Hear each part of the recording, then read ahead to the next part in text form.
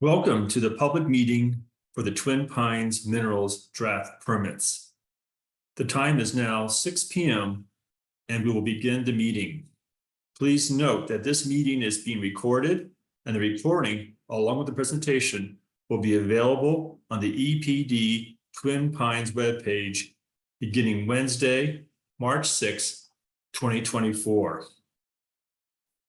My name is Mike Coughlin. I'm a geologist with the EPD Surface Mining Unit. Joining me are fellow geologists Hannah Lozano Martinez and Rhett Schley, Surface Mining Unit Manager Jamie Lancaster, and the Manager of the Solid Waste Management Program, William Cook. Comments will be accepted after a brief summary of the Twin Pines Minerals draft permits for air quality, groundwater withdrawal, and surface mining. For those of you that registered to speak, your name will be read aloud in the order that you registered. We ran our final reports at 5 p.m. today. If you registered to speak after 5 p.m. today, you will need to raise your hand in Zoom to provide a comment. Please note that we have a full list of registered speakers. Each speaker will be allowed 2 minutes to comment on the draft permits. For those who did not register to speak and would like to speak, please raise your hand. If you are using the telephone number to participate, please press *9 to raise your hand if you would like to speak. Names for those with their hands raised will be called upon after registered speakers. The chat feature has been disabled for the meeting. I will now turn the meeting over to Jamie Lancaster.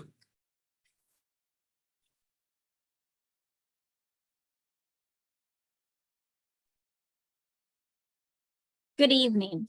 Twin Pines Minerals has submitted permit applications to the Georgia Environmental Protection Division, proposing a demonstration project for mining heavy mineral sands near St. George, Charlton County, Georgia. These permits for groundwater withdrawal, air quality, and surface mining are typical for any surface mine. On February 9th, 2024, EPD initially placed the draft permits on a 30-day public notice to solicit public comment. After receiving multiple requests to extend the comment period, EPD has extended the public comment period to 60 days. These draft permits can be found on the EPD website. A virtual meeting is being held today, March 5th, 2024, to receive oral comments on these documents. Written comments can be submitted to twinpines.comment@dnr.ga.gov.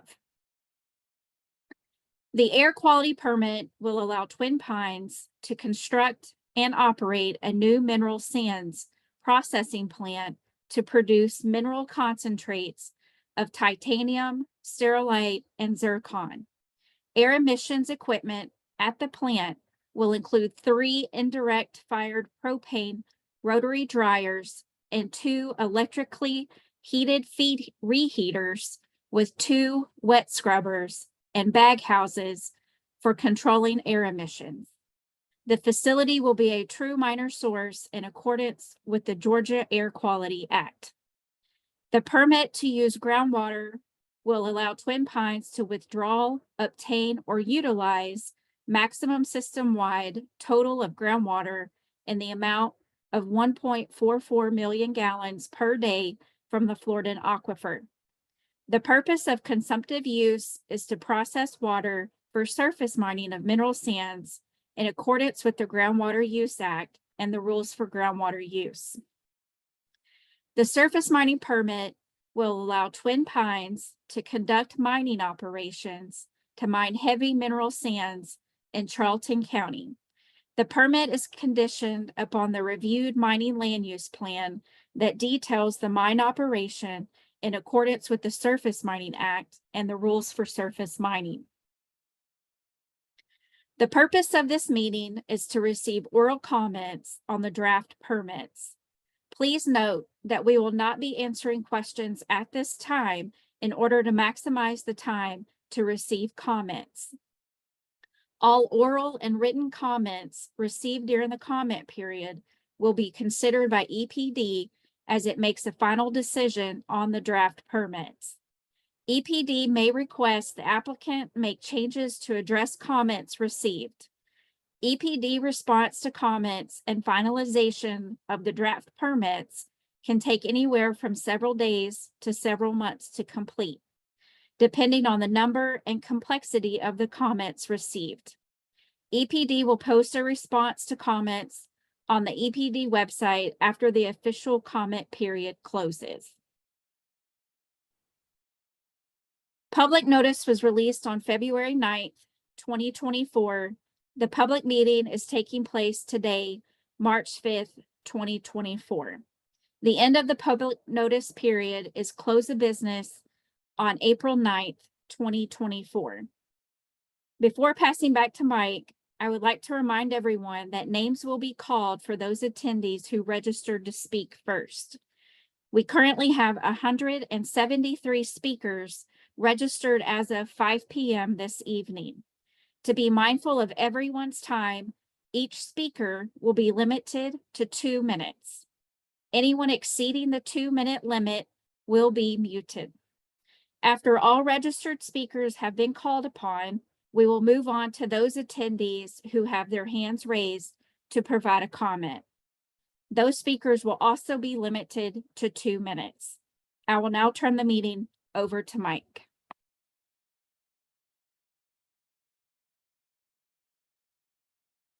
At today's meeting, we have 273 attendees and 173 participants that have registered to speak. We will call names in the order that you registered. As you will notice on the next slide, we have provided a list of names for the first 100 registered speakers. Please locate your name so you are prepared when your name is read. The remaining registered speakers will be listed on a separate slide that will be shown after the last name has been called on the first registered speaker name slide. Once your name is read, you will be unmuted and will have 10 seconds to begin speaking. We ask that each comment be 2 minutes or less and be as brief and concise as possible. Please speak slowly and clearly so that others can hear you and so we can capture your comments in the recording. We will post a slide when 30 and then 15 seconds remain for providing your comment.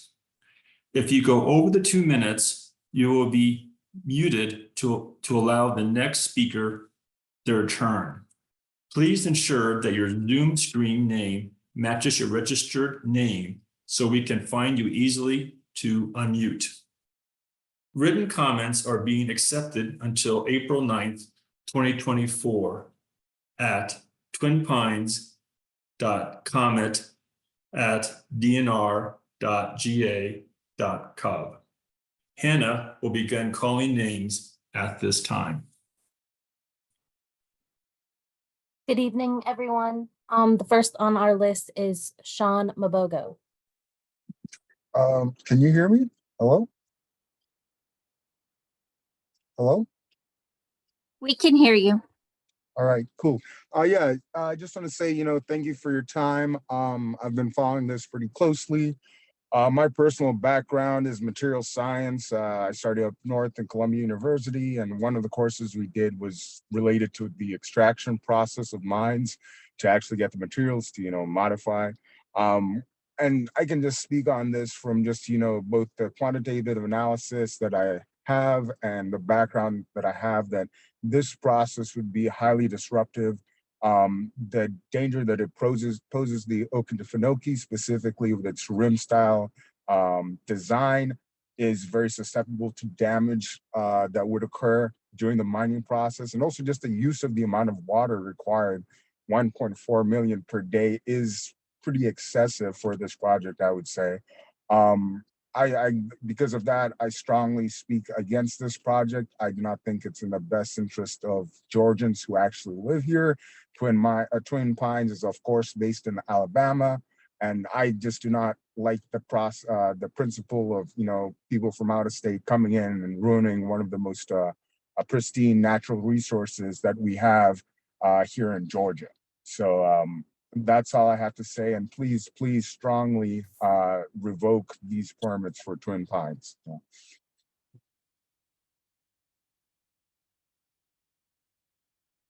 Next on our list, we have Will Harlan.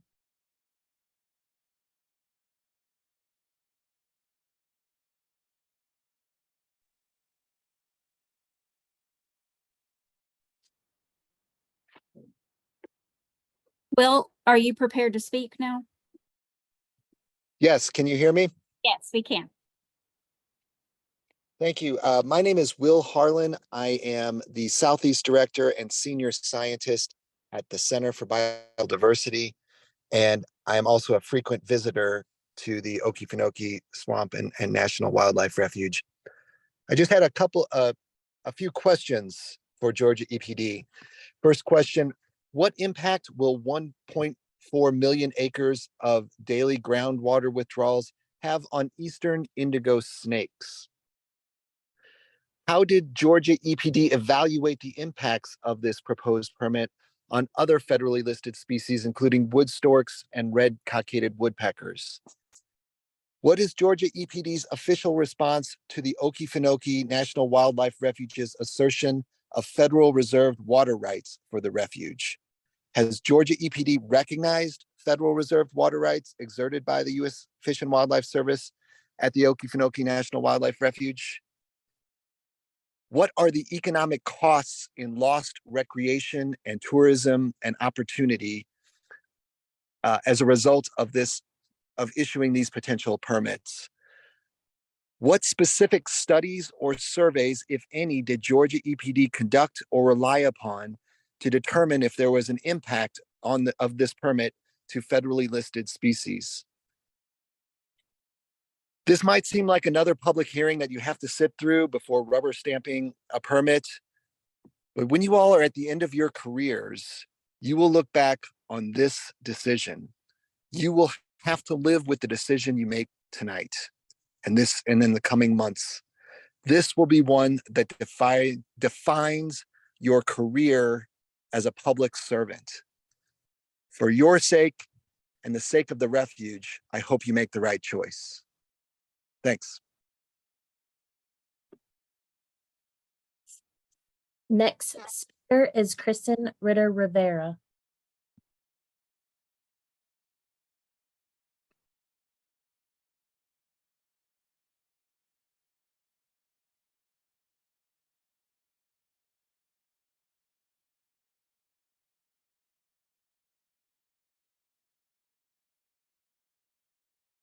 Kristen, you need to unmute before you speak.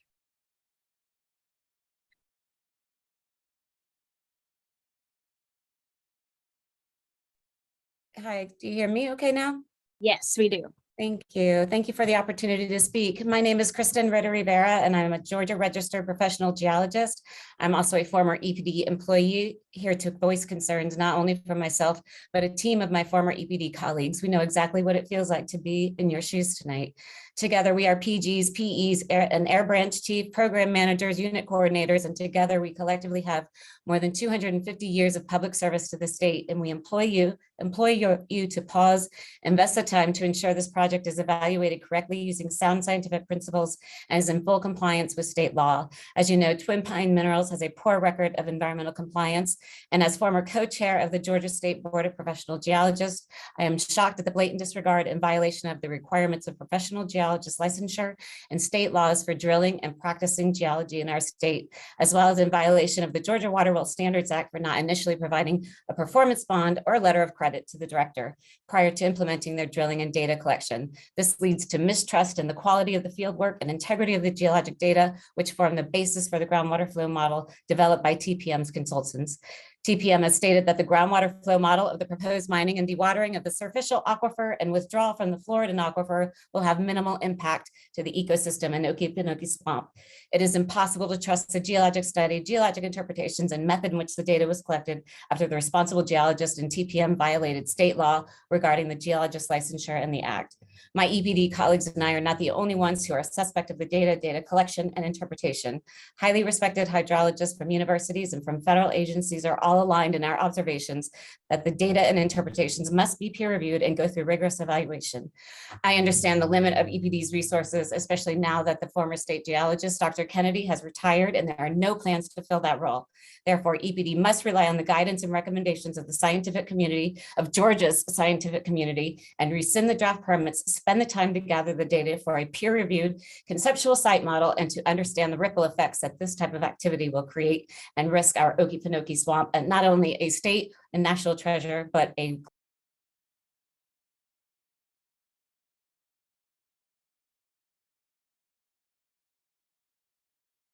We apologize that we've had to mute you. We want to be respectful of everyone's time. We will now move on to the next person.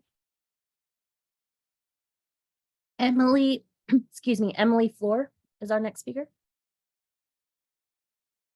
Yes, thank you for this opportunity. My name is Emily Floor. I'm the executive director for St. Mary's Riverkeeper, which is the represents the river that is downstream of the Okefenokee Swamp that flows all the way to the Atlantic Ocean at Cumberland Island National Seashore. One of St. Mary's Riverkeeper's biggest concerns is the water withdrawal from the superficial aquifer, not just the Floridan aquifer, which we feel is not being appropriately addressed. The mining company is asking to remove and store 1.1 million gallons of water a day from the superficial aquifer from the mine pit. This constant pumping out of the ground is to support the mining company's experimental dragline mining method to keep 8 feet or less of water in the pit at all times.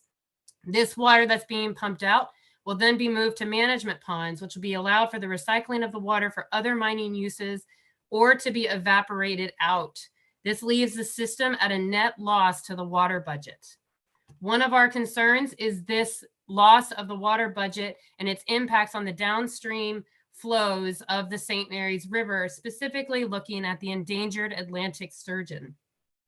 We are going to ask for a site-specific in-stream flow study to ensure access to the spawning grounds for water flows and water levels of the St. Mary's River to ensure that the sturgeon are able to access their spawning grounds, which we don't know where those are at this moment.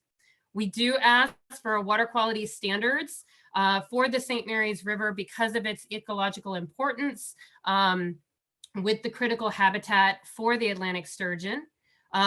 With all the work going into the resiliency planning, water withdrawals will also prevent water coming from downriver, which will keep the salt wedge at bay and increasing the chances of saltwater intrusion into the St. Mary's River. We ask for risk assessments and contingencies plans for this discharge, for this water withdrawal and for any potential spills. Thank you for this opportunity.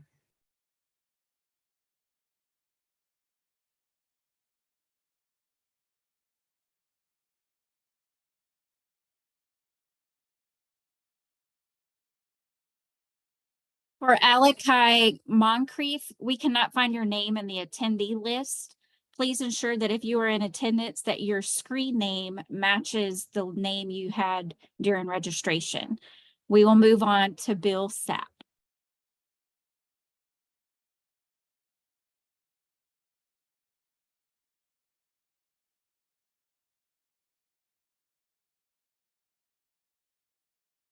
Bill, you just need to unmute yourself.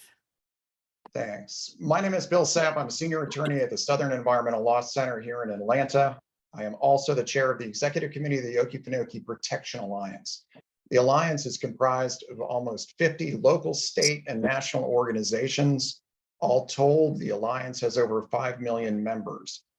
Our mission is to protect the Okefenokee Swamp for this generation as well as future generations of hunters, anglers, birders, paddlers, campers, tourists, and researchers.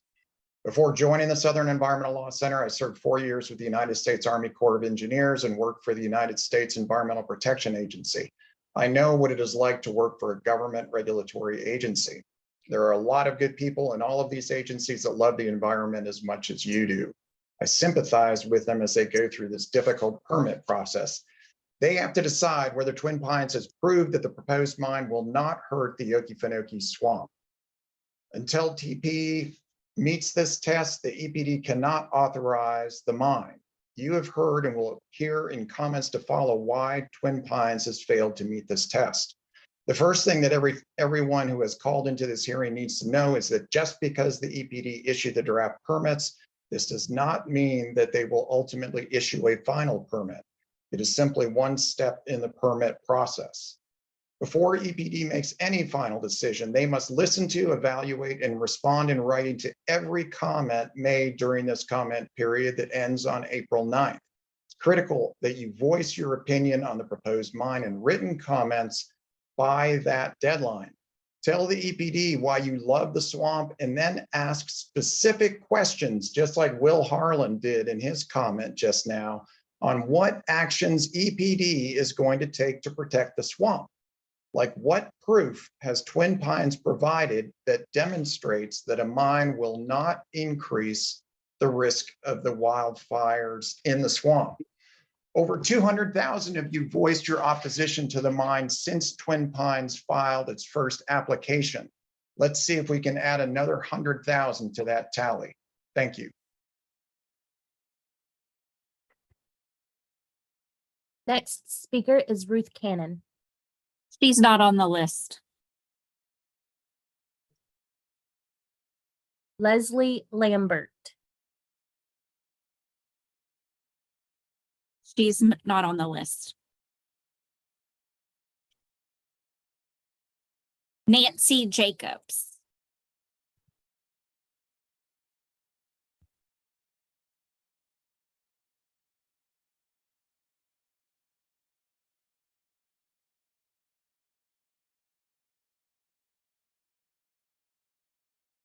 Nancy, if you'd like to speak, you need to unmute.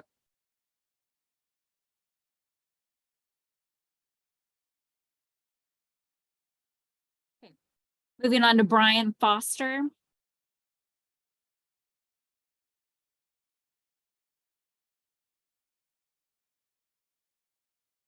Hello.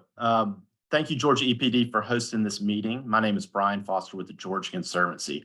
We will be issuing detailed written comments shortly. Today, I'd like to focus on one aspect of our many concerns, and that is the lack of consistency with the Charlton County Comprehensive Plan. Georgia rules and regulations for surface mining states, the mining land use plan shall be consistent with land use in the area of the mine. In the absence of zoning, which Charlton County has not yet adopted, the legal policy document that identifies current land use and guides future land use decisions for local governments in Georgia is the Comprehensive Plan, which must meet the minimum standard of the Georgia Planning Act and the rules of comprehensive planning, and also includes public engagement in the planning process. Charlton County completed a joint comprehensive plan with the towns of Folkston and Homewood in 2020, and it was adopted by Charlton County in a public meeting on October 15th, 2020. The Charlton County Joint Comprehensive Plan features the Okefenokee Swamp as a local driver for jobs, ecotourism, attracting new residents, and providing quality of life for existing residents. As such, protection of this important resource features heavily in the plan. Two of the main goals in the comp plan that are designed to guide land use policy decisions specifically discuss the importance of the Okefenokee Swamp and the need to protect it. While we understand that the minimum standard that Georgia EPD is using to determine compliance with the land use component is a letter from the Charlton County Commission, we believe that using this metric alone to determine compliance with land use is insufficient. In this case, because it disenfranchises the community stakeholders who are engaged in the development of the comp plan, which was adopted after Twin Pines plans were public. It goes without saying that a heavy industrial strip mine is incompatible with rural, agricultural, and forestry land uses, and it's certainly inconsistent with the bedroom community with a rural quality of life. We believe that issuing such a permit would be in direct conflict with the rules of surface mining because of the clear lack of consistency with the state-approved comp plan. Thank you again for your time.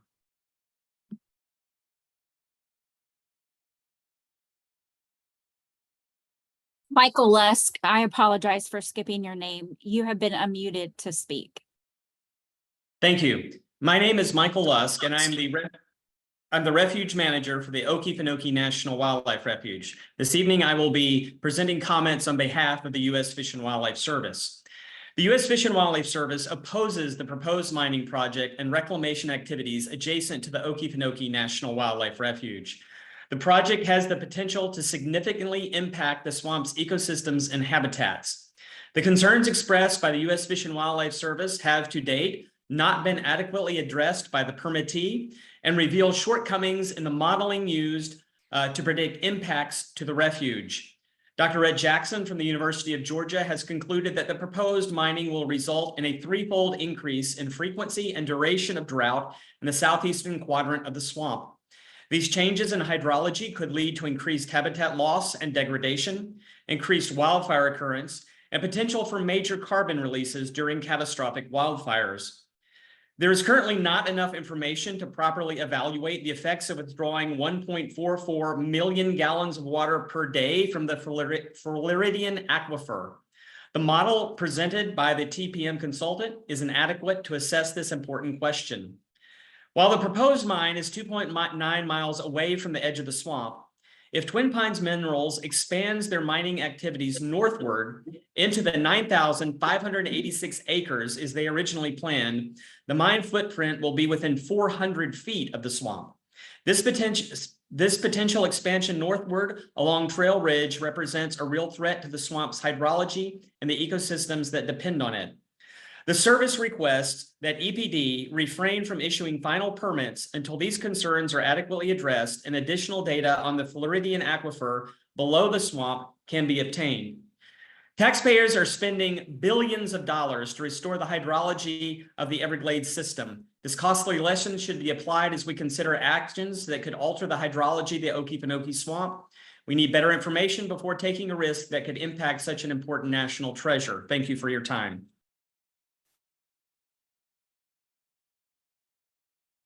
Dottie Head is our next speaker.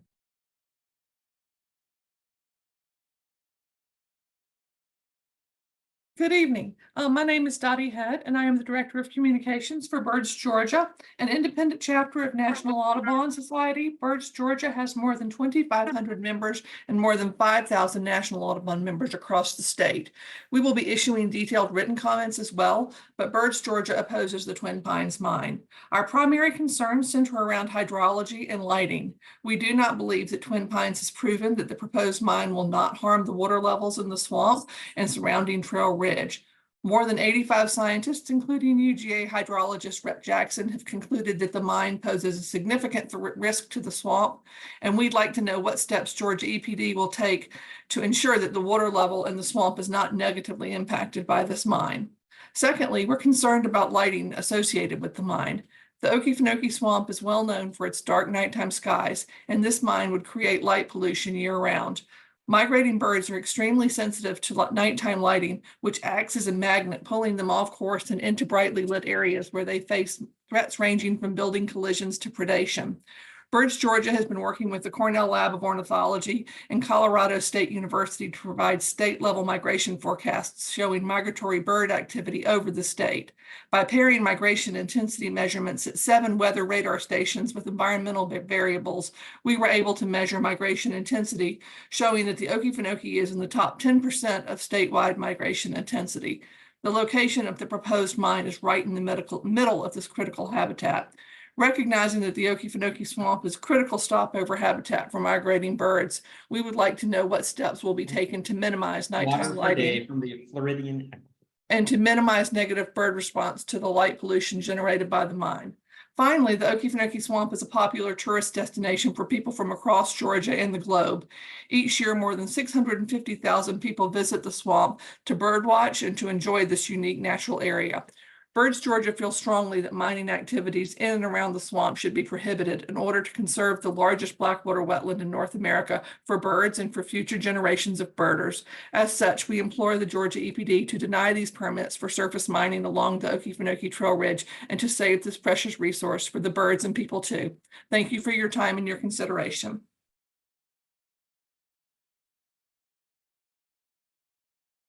The next speaker is Brian Mangum. Hello, this is Brian Mangum, and I'm a visitor to the Okefenokee Swamp, and I've returned many times over the last 25 years with my family. We find it a natural treasure and propose the permit being granted. How can we be certain that the pollution caused, heavy metals from disturbed sediments, light pollution in a dark space, noise pollution in a peaceful space, any of these or other pollutions that might be generated by Twin Pines will not have lasting effect negatively on the swamp and an immediate effect on the birds and other wildlife protected by the Okefenokee. Even a low probability of a negative effect would be a major disaster. And that would far outweigh the potential economic benefits from this project. How can we justify such a project, and how can we have certainty to go forward until we fully refuted these cautionary comments being made tonight and in previous comment sessions? They need to be addressed, and we need to be certain that they pose no threat. Thank you. Next speaker is Martha Jane Winkler.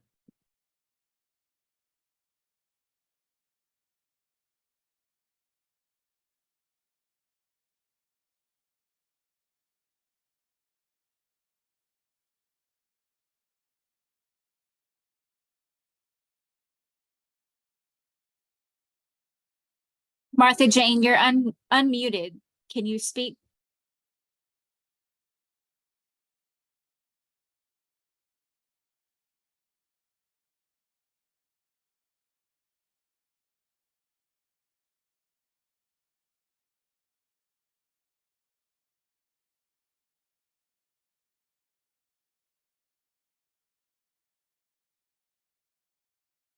Okay, we're gonna go on to the next. Matthew Gobby.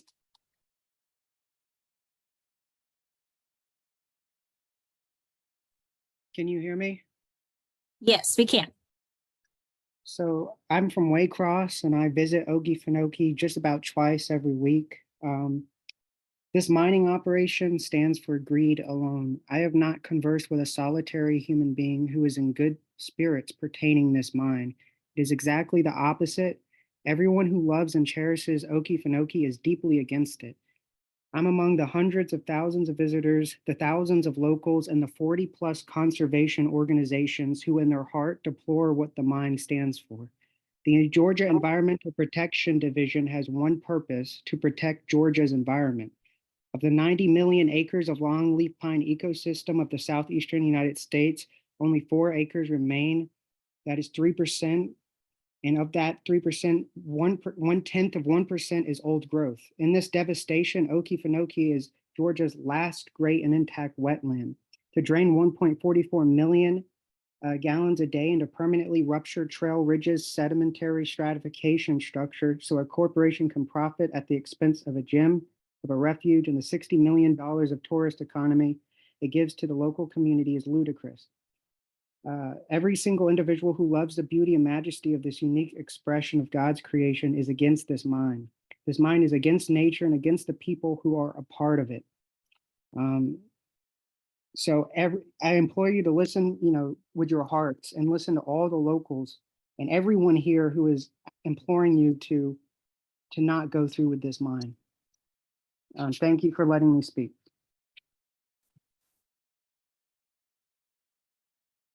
Beth Remies, next speaker. Hi, my name is Beth Remis. I live in Georgia and am the Coastal Outreach and Resiliency Coordinator for Georgia Interfaith Power and Light. I work with faith leaders and faith communities to protect the sacred place. I have been to the swamp a number of times, and one time on a boat tour, I remarked that the air it even feels cleaner in the swamp. And the guide said, yes, it actually is. And he showed us some lichens that only grow where there's no air pollution. So I wasn't imagining it. The air is actually cleaner there. I did a little research, and the U.S. Fish and Wildlife has conducted studies of lichens and air quality in the Okefenokee, but it was quite a while ago. So my question is, I was wondering if there have been any recent studies that have been conducted so that we know the baseline around the park, not just at the mining facility, but like how the air pollution might affect the park, since Twin Pines is asking for air quality permits. And I'm wondering how it will be monitored and who is in charge of that monitoring. And then also, I'm just curious, like, will the health of lichens be an indicator and monitored as well? And I knew a lot of people would be talking about water and tourism, and those things are so important as well. But I just really, again, if you've been to the swamp and you've been out there, you have experienced just what a pristine place it is. And I wanted to speak to the air quality tonight. So thank you for your time. Nelson Brecken? Yes, Nelson Bracken. I'm an architect. I've been to Okefenokee, though it's been a while ago. I absolutely loved getting to be there and to experience the real natural beauty of the state of Georgia. It's a great treasure and a great value. The concerns of the aquifer withdrawing water from the ground, this great amount, are deeply concerning to me. I don't have any scientific words to talk about it, but I hear from friends in different states on how their aquifers have become dry, and the whole region, the Dust Bowl is just a little drop of sand compared to some of the effects that the other overdrawn aquifers will be experiencing. I'll yield the rest of my time to other people, but this is just, I hear so many things that others have said. I can only echo what they say. The light pollution would be just horrific. I can imagine that. But thank you very much. And please pass my time on.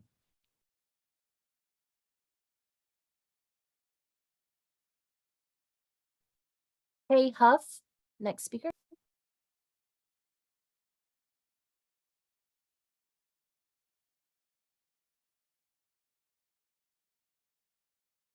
We're going to skip down to Michael O'Reilly. The others are not present on the list. So Michael, you're unmuted. Thank you. Good evening, all. I'm Michael O'Reilly. I'm the Director of Policy for the Nature Conservancy, and I thank EPD for this opportunity to comment. We've reviewed the information regarding the proposed mining operations, and we continue to have significant concerns that these activities could damage the integrity of the Okefenokee's hydrology. For the people of Georgia, whose lives and livelihoods are intertwined with the swamp, and for the wildlife that rely on it for survival, this roll of the dice is unwise and unacceptable. Given the evidence of endangered sturgeon in the area's waters, we're surprised that EPD would seek to move forward with permitting without a better understanding of impacts on this population. The modeling done to date does not incorporate data from the surveys required to assess the situation. We know that data collection is still being conducted to gain an accurate prediction of potential impacts to the Atlantic and short-nosed sturgeons. EPD has, in its comments, dismissed as insignificant negative impacts to the swamp and St. Mary's River, including a decrease in water level and additional days of zero flow. Yet such impacts tend to be exacerbated during times of naturally low flow, like summer and periods of drought, when sensitive species and habitats are already stressed. During these times, incremental changes can have large cumulative impacts. We remain concerned that EPD's focus on the limited scope of the current permit application underestimates the cumulative effect that mining activities could have. Twin Pines has indicated an intention to expand operations over time, and other companies may also seek to mine in the area. As these activities increase, so do the risks to the Okefenokee. The Nature Conservancy believes these risks are too great for the people and wildlife of Georgia. We urge EPD to deny permits for this project. Thank you.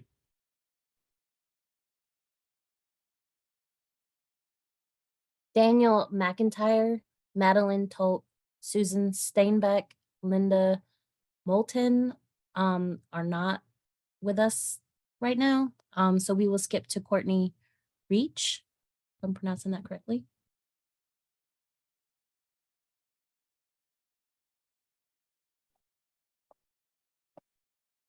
Hello. Thank you so much for the opportunity to speak tonight. I am the Coastal Director for Georgia Conservancy. And you heard earlier from a colleague of mine, Brian, but after review of the draft mining permit, EPD's response to comments on the draft mining land use plan and 2 internal EPD memorandums, Georgia Conservancy still has several concerns, including the one that Brian discussed earlier. Surface water quality monitoring is insufficient, particularly because St. Mary's River is a 303D listed waterway with the DO impairment and home to the federally endangered Atlantic sturgeon. And how will EPD ensure that the polluted stormwater runoff is sufficiently monitored such that any water quality threats to the St. Mary's River can be identified before they cause significant impact? And furthermore, there is a critical lack of contingency planning for impacts to surface water and groundwater resources. The land use plan only proposes to develop a contingency plan 30 days after an impact has been discovered. This would be like proposing to develop an emergency response plan 30 days after a hurricane is hit, which incidentally might actually be the emergency that occurs. How can EPD assure the public that whatever future contingency plan might be developed in the case of an emergency or a water quality impact would actually be able to adequately address the impact that has already occurred? We're also concerned that the plan as it stands is inconsistent with the Suwannee-Satilla Regional Water Plan. This plan states that assimilative capacity within the St. Mary's River is severely limited due to low DO levels. How is Twin Pines going to address the discharge of oxygen-demanding substances and its stormwater runoff? This plan also identified agriculture as the largest user of surface water in the Suwannee-Satilla Basin. How has EPD determined that agricultural water users will not be impacted by the reduction of surface water availability due to mining activities, particularly during dry months? Finally, impacts to sturgeon in the St. Mary's River are of particular concern. EPD has committed to perform a field study to better understand the sturgeon spawning habitat. And we are concerned that EPD wouldn't wait for the study to be completed and assessed before determining impacts to sturgeon from surface water flow reductions due to the dewatering of the mine pit. Furthermore, this site will have stormwater runoff discharges to the St. Mary's River that will require an NPDES. We apologize that we've had to mute you. We want to be respectful of everyone's time. We will now move on to the next person, and we will be skipping down to Josh Marks. The others are not present.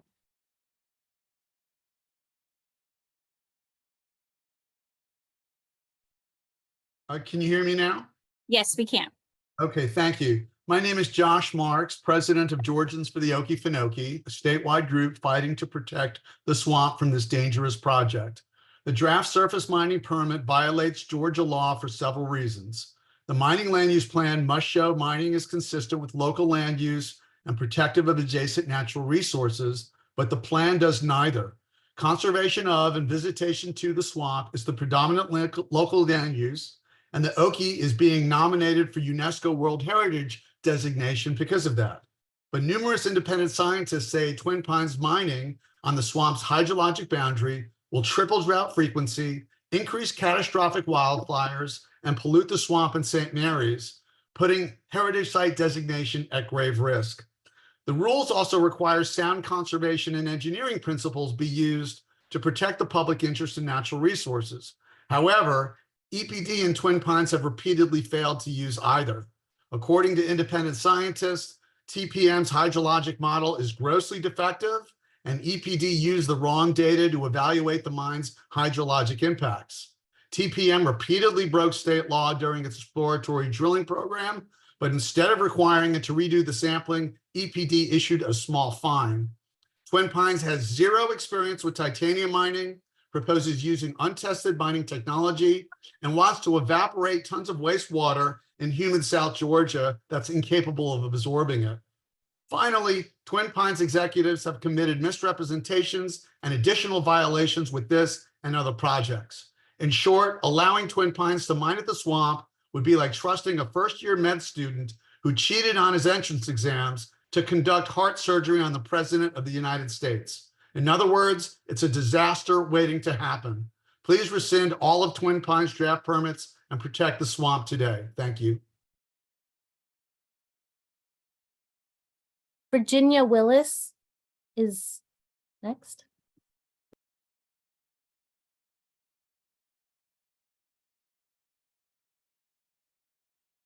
Can you hear me? Yes, we can. Wonderful, thank you. My name is Virginia Willis. I am a chef and cookbook author. I am not a scientist. I am not a wildlife expert. I know nothing about water quality. I am not an environmental researcher. I am, however, a 7th generation Georgian. And I believe with all of my being that there are more important things and more valuable things than money. The idea of mining adjacent to the Okefenokee is nothing but unbridled greed. We have one of the most precious places on earth in our state. This place is unique and holy. The mere whisper of a chance that Twin Pines could irreparably harm the swamp is enough. Any potential damage is far outweighed by economic promises. The risks are too great, and I urge the Georgia EPD and the leaders of this state to protect this sacred place and to prevent mining at the Okefenokee. Thank you for your time.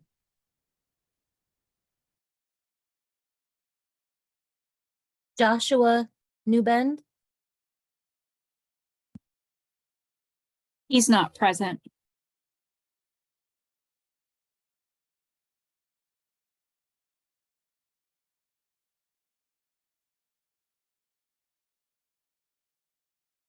Kevin McLeod, if you're present, please unmute. Hey there, y'all can hear me? Yes. So thank you for your time. I have been a wetland biologist and but I think the most important thing I can say is I'm a dad. And so I've been to the Okefenokee, and it's absolutely unique in Georgia, really in all of the Eastern US. Just the size, the quality, it's just a great place for families to go. I think all the previous speakers have given enough quantitative reasons for the staff level folks at the EPD to reject the permit. The massive size of water that will be extracted and then evaporate means that the Okefenokee itself will be affected. In addition, the gauge was located too far away, and there were issues with the design of the study. But in closing, I'll just say, if you've ever dug a hole, you see water go in. If you've ever been at the beach, you dig a hole, water comes in. Well, they're digging a hole next to the Okefenokee, and the water will go out. So please deny this. At the staff level, at the very least, it does have bipartisan support, even from local Republicans in South Georgia, who I've all personally called. And I've actually talked to Darlene Taylor, for example, who's extremely supportive of the swamp. It's local importance to folks, to families.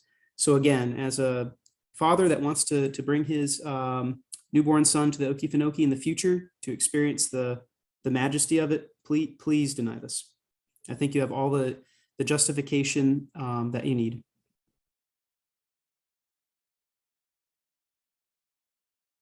We're going to skip down to Ruth Ann Pesnovich. The others are not present. Okay, can you hear me all right? Yes, we can.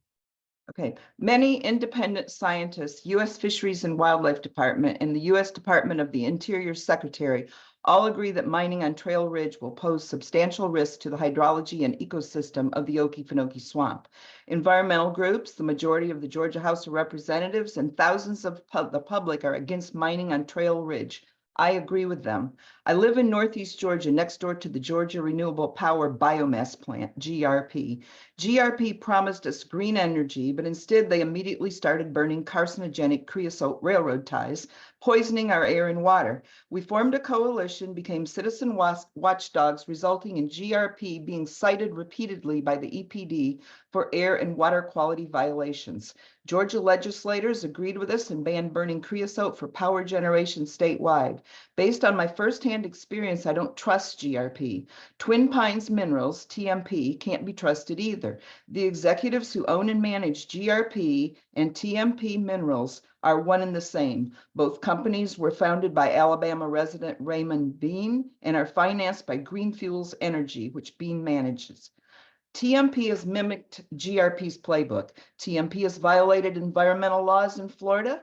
In Georgia, applied for federal and state permits on land they didn't own, failed to get the required state bonding and licensing for their geologists, then drilled 400 boreholes, resulting in a $20,000 consent order.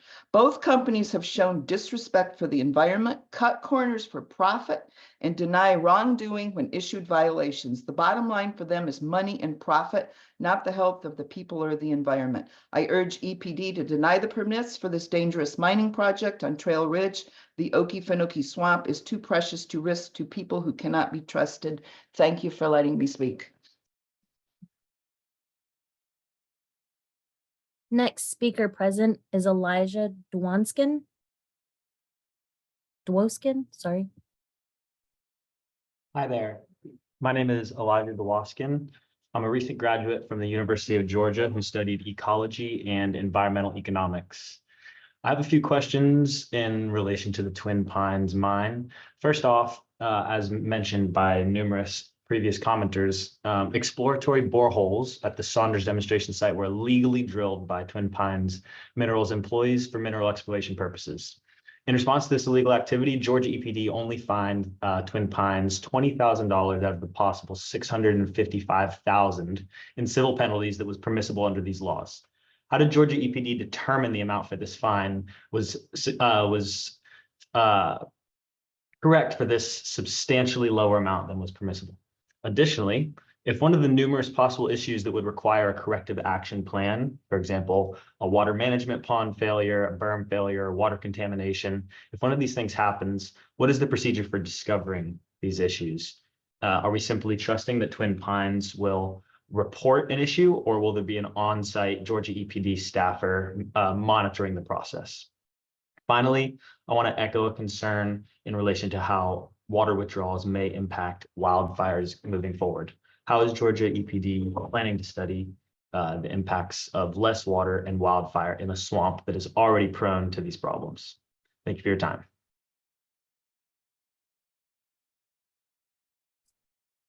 Jaden Blizzard is absent, so we're moving on to Kathleen Bergeron.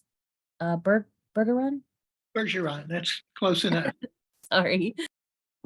I'm Kathleen Bergeron. I'm chair of the Board Conservation Committee of Fly Fishers International. Conservation of the Okefenokee Swamp, its plants, water quality, wildlife, and 39 species of fish are without question traditional values of conservation concern to Fly Fishers International.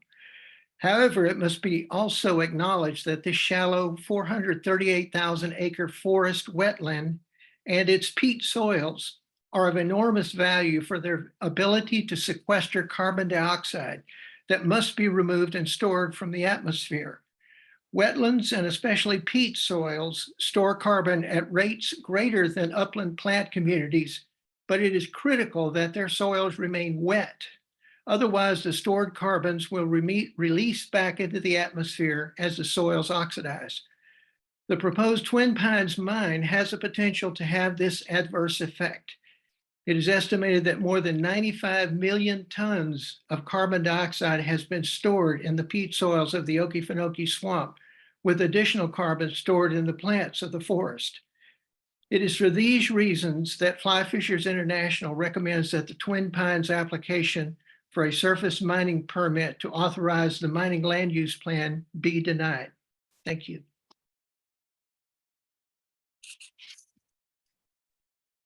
Next registered speaker is Emily Gwen. Hey, good evening. Thank you, Georgia EPD, for making this time available to those of us who are not scientists, lawyers, engineers, and geologists, but for those who cherish this amazing place. My message is simple. I'm a Georgian who is wholeheartedly opposed to having a mine built so close to Georgia's treasured Okefenokee Wildlife Refuge, which is being considered as a possible UNESCO World Heritage Site. There's just too many questions that haven't been answered. The risk of spoiling this natural treasure is just too great. And once it's ruined, we can never get it back for our children and future generations. Thank you for your time. Peter Broadhead is the next registered speaker.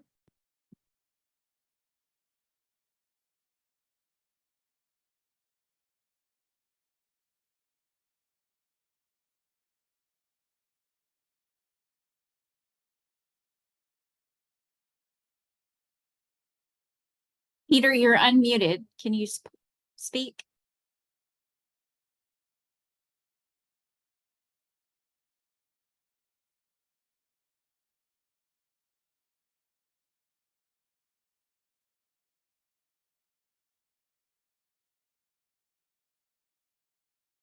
We'll move on to Philip Hodges.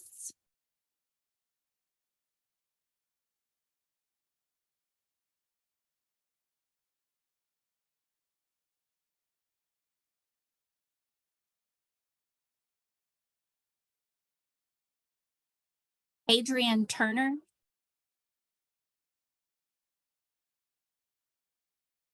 Good evening. So my name's Hadrian Turner. I work as a land steward for the Oconee River Land Trust. We protect land and waterways all over the state of Georgia through permanent conservation easements. To begin, I have a few questions. One is, how could the EPD ever find that building a mine next to a wildlife refuge is consistent with local land use? How did EPD determine that the noise from the mine will not ruin the wilderness experience and adversely affect the wildlife? And three, is Twin Pines going to be required to restore the hundreds of acres of wetlands that it plans to destroy? In our work, we see with our own eyes how much excavation and even something as simple as a little bit of erosion can really, wreak havoc on local habitats and ecosystems. And given the importance of the Okefenokee Swamp, the largest blackwater swamp in North America, holds in terms of protecting water quality and biodiversity, it is our position that the Twin Pines mining proposal poses an unacceptable risk and would be a disaster of epic proportions should the activities impact the swamp in a way that many experts fear that it might. On a personal note, I was lucky enough to visit the swamp for my 30th birthday a number of years ago, and it was truly unforgettable. In fact, going there was one of the things that really pushed me into pursuing conservation as a career and why it matters to me so much. Future generations, including my own 2 young children, should be able to experience the magical place with certainty. Thank you. Norman Ritchie.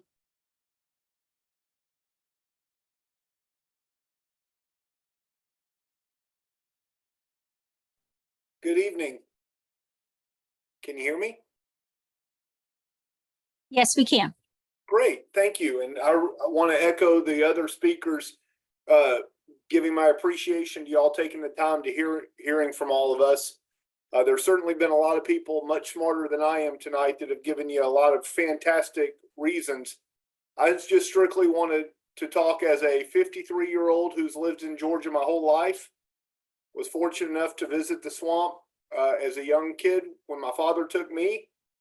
I took my kids. They are now 20. I hope someday, hopefully not too soon, but someday to take my grandkids to the swamp. And I am just too worried about all of the unknowns. We just have no idea the impacts that this mining operation can have. I'm worried about all 3 of the different permit types, but especially the groundwater. There's just too many ways that beautiful, pristine water could be affected in a negative way, both in the swamp and downstream. So please, EPD, listen to all the folks that are here telling you all of the really, really compelling, good reasons why this is an awful idea and we need to revoke and deny these permits. Thank you for your time. Gail Jane Watley is the next registered speaker. Yes, hi, can you hear me? Yes, we can. Good, great, yes. Well, I was 10 years old on my first visit to the Okefenokee 6 decades ago on a family camping vacation, and the beauty and otherworldly serenity of the swamp left an indelible impression on my young mind. I've been going back repeatedly ever since. As an outdoor enthusiast, I have traveled extensively, visiting many wild places around the world, and found little to compare with the Okefenokee. I must report that I am saddened and in fact outraged at the prospect of endangering such an invaluable resource for such paltry and questionable returns. It is astonishing that, despite unprecedented public outcry, the Georgia Environmental Protection Division is even considering draft permits for the proposed Twin Pines mining operation. In the Georgia legislature, there's bipartisan support, such a rare thing these days, for protecting the Okefenokee. And an overwhelming majority of my fellow Georgians have spoken out repeatedly in defense of this irreplaceable, invaluable wilderness reserve. Are we to believe that the corporate interests of a single company, particularly one with a spotty environmental record like that of Twin Pines, would ever be able, never mind willing, to adequately repair any damage and restore the ecological health of this unique and precious environment? Twin Pines says their project would provide much needed jobs. Well, the Okefenokee is now on the short list for UNESCO World Heritage status, a testimony to its widely recognized global significance. The economic impact of World Heritage status would undoubtedly far exceed any short-term bump in mining jobs in the area. Georgia has a solemn obligation, a moral imperative, as steward of our lands and home, and as citizens of the planet, to protect and preserve the Okefenokee for the wildlife who depend upon it, as well as for generations of human beings to come. It is in everyone's best interest to leave some wild places on the earth. Thank you. Antoine Nixon.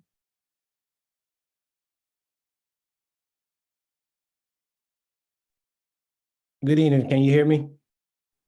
Yes, we can. Thank you for having me. My name is Pastor Antoine Nixon. I'm a lifelong resident of the Charlton County and Folkestone area and a visitor of the Okefenokee Swamp since my childhood days. I would like to begin by just stating what does the Okefenokee and who does it belong to? When the Bible says that the earth is the Lord's and the fullness thereof, the world and they that dwell in it. That means the swamp belongs to God, and so does the people who belong in this world. Secondly, I would like to challenge the thought that we need scientists to give us any type of moral aptitude about what we need to do concerning places like the Okefenokee Swamp. So what is science? Science is simply just knowledge or general knowledge or general laws. They're not perfect. We often have seen already that science doesn't actually prove everything. It is not perfect. It is general truths that comes from human beings. And when humans can touch anything, there is always a small chance or any chance that something could go wrong. And so I find it terrible that we should put a mine next to such a majestic place like that.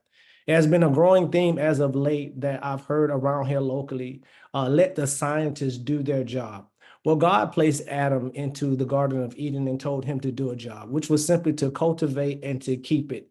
God did not look for a biologist, a chemist, a naturalist, or a physicist. He looked for a person that had mental aptitude, who was a good steward over what has been given to him.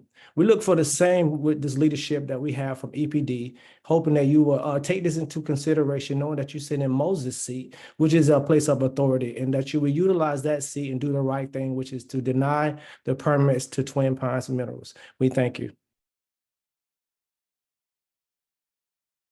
Trevor Gear, you're next on our registered list. Yes, this is Dr. Treva Gear with I'm the Georgia State Manager for Dogwood Alliance. I'm based here in Valdosta, Georgia, being just an hour and 45 minutes or so from the Okefenokee Swamp. And first, I speak in opposition to the permitting of Twin Pines. And echoing what Pastor Antoine just stated, you know, when we protect the Okefenokee, we protect people. I'm flabbergasted as a former biology teacher that this is even a consideration. This is a gateway to the destruction of the Okefenokee and the perpetuation of the destruction of our earth. the Okefenokee has protected us, as many has said, you know, from flood waters to cleaning our water to coastal resilience, to providing, to being the headwaters of the St. Mary's and the Swanee River. And it's time for us to protect the Okefenokee. It's the largest intact freshwater ecosystem in North America. And I can't reiterate that more based on what others have said. So the U.S. Fish and Wildlife Service has opposed it.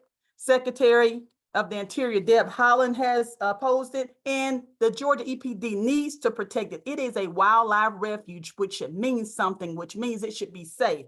So I oppose the permit. We need to leave the headwaters and leave everything in place, because once it's damaged, it cannot be repaired. And we will pay the price for generations to come if the EPD does not oppose this permit. Thank you for your time. Drew Reynolds.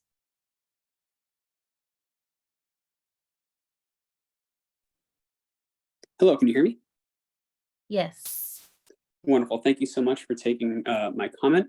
My name is Drew Reynolds. I represent Encounter in Georgia, which is a Catholic faith-based organization that works in concert with the Let Out to Sea initiative of the Archdiocese of Atlanta, which works to bring about greater recognition of what Pope Francis calls the cry of the earth and the cry of the poor.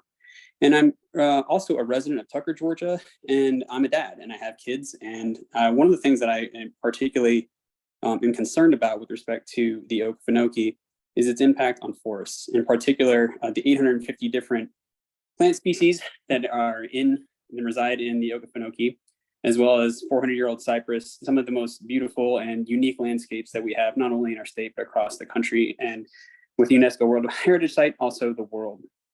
I'd like to ask if the EPD could share a little bit about how they came to understand the potential impact of this mining project on wildfires, and to be able to publish the data that is being used to justify a recognition that this mining supposedly would not have an impact that would be detrimental to the swamp and to the forest and to the plants that are there.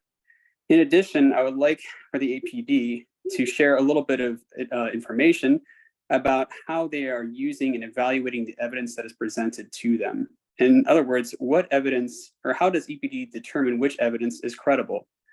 We've heard from this call from many of the other folks who have brought information to this call, many experts representing a ton of different organization, conservation groups, and as well as scientists, that the U.S. Forestry and Wildlife Organization, have published research to show that this is going to have detrimental to the swamp. So can you share a little bit about how the EPD determines what evidence is credible, so that we can understand how that information is going to the decision making? Thank you so much for your time. Jim Somerville.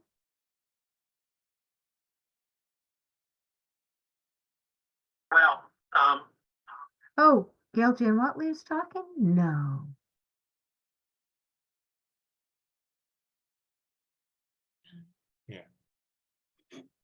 Jim Somerville, we have Fran Somerville. Is this Jim? yes, Okay, it is. you can speak. Thank you. I'm a retired EPD employee with 34 years of service, and I want to talk about this first permits. Considering that there's conflicting groundwater evaluations done on the impact this mining operation may have on the Okefenokee Swamp, and there's no guarantee that the mining operation will not adversely impact the Okefenokee Swamp and the surrounding environment. And once the damage has been done, it cannot be repaired, or as we've seen at the Everglades, it's going to cost a considerable amount of taxpayer money to try to repair it.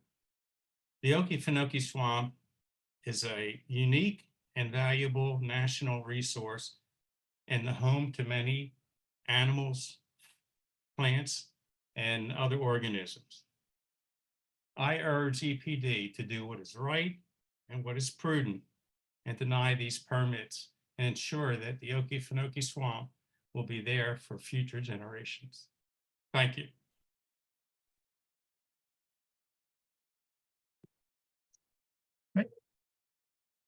Eric Mintz. Oh, Mintz is not here. Okay. Joshua Estrada Cordobo. Sorry. Hello. Hello, can you hear me? Yes. All right. Hello, my name is Josue Estrada Cordova. I'm an undergraduate environmental and natural science major at the Georgia Gwinnett College and also the president of our college's environmental club. Why do people strip mine? I would say this is to create economic profit. Why do people create economic profit? I would say this is to support life. Twin Pines Minerals wants to strip mine because they wish to support life. However, their wish to mine so near the Okefenokee would harm rather than support life. Life benefits from pristine water. At the Okefenokee Swamp, it may benefit so for many thousands of years. The benefit produced from profitable mining may last at most a few centuries. Economic legacies can power civilization, but economies shift. States fall, cultures move on to different materials. The United States, like all empires, will fracture and transform beyond recognition. Twin Pines Minerals' ambition will be rendered utterly obsolete, as will all ambitions given enough centuries. Meanwhile, the sumptuousness of undesiring water can continue to support life for many millennia. A large body of water can nourish the land and its inhabitants throughout the turns of history. Twin Pines Minerals may understand that it is their responsibility to make quiet water productive, but risking the cleanliness of water with strip mining may also risk life's vitality for many millennia. Therefore, they should not. Thank you. Yes, thank you. The next speaker is Larry Minter. We do have a Rachel Minter shown on the as a guest. So Larry Minter, you're next.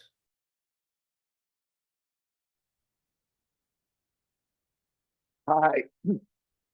Yes, Hi, I'm Larry Mentor.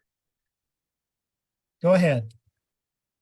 Okay, thank you for this opportunity. I'm not a citizen nor an environmental expert. I'm just a business ethics college professor at Clayton State University. But more importantly, I'm speaking as a parent and concerned citizen of our wonderful state. I recently went to the Okefenokee Swamp for the first time. It was transformative. I was blown away and astounded by the experience of the wild nature and the animals who make it their home. This is an amazing treasure and resource that we have here in Georgia. You have a very difficult task to weigh all the interest in this decision. It's just hard for the swamp to defend itself from moneyed and corporate interests. So I want to be a voice for the swamp. Please do not approve this plan, fulfilling your role as the defender and steward of Georgia's environment. Please use common sense in your deliberations. Thank you again for this opportunity to speak and taking your time. Thank you. Next speaker is Spencer Bills. Can you hear me? Yes, we can. Go ahead. Yeah, I'm a 24-year-old. I just kayaked out to one of the floating platforms and spent the night there listening to sandhill cranes. Such a beautiful night. I'm an artist. I spent my time there nature journaling the carnivorous plants. I saw my first American bittern. I've seen them my whole life, and some barred owls. I came back home to Asheville and organized a sketchbook club with Defenders of Wildlife where 40 people came and drew creatures from the swamp. Everyone thought that it was so cool how much biodiversity there was there, and they really want to go. I think we should let this place exist for the non-human world. The animals of the world exist for their own reasons. I think we should let this place inspire people. For the EPD, I don't think you want to open this can of worms. Twin Pines is just going to want to expand and make everything worse other than a couple of executives' bank accounts. I think you guys should just show some respect and character and deny these permits. Thank you. Drago Tesnovich.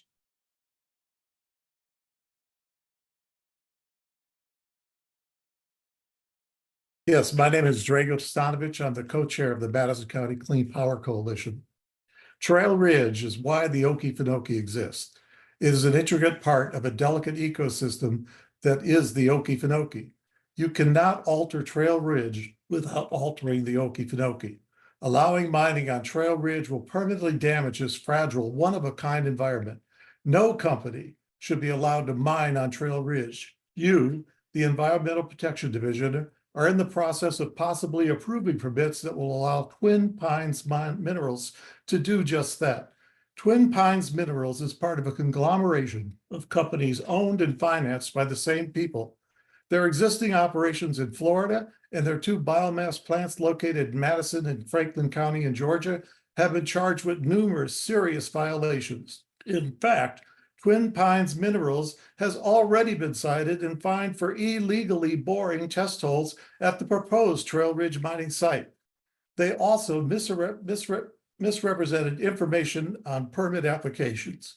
These violations reveal a total disregard for the rules and regulations that exist to protect all of us.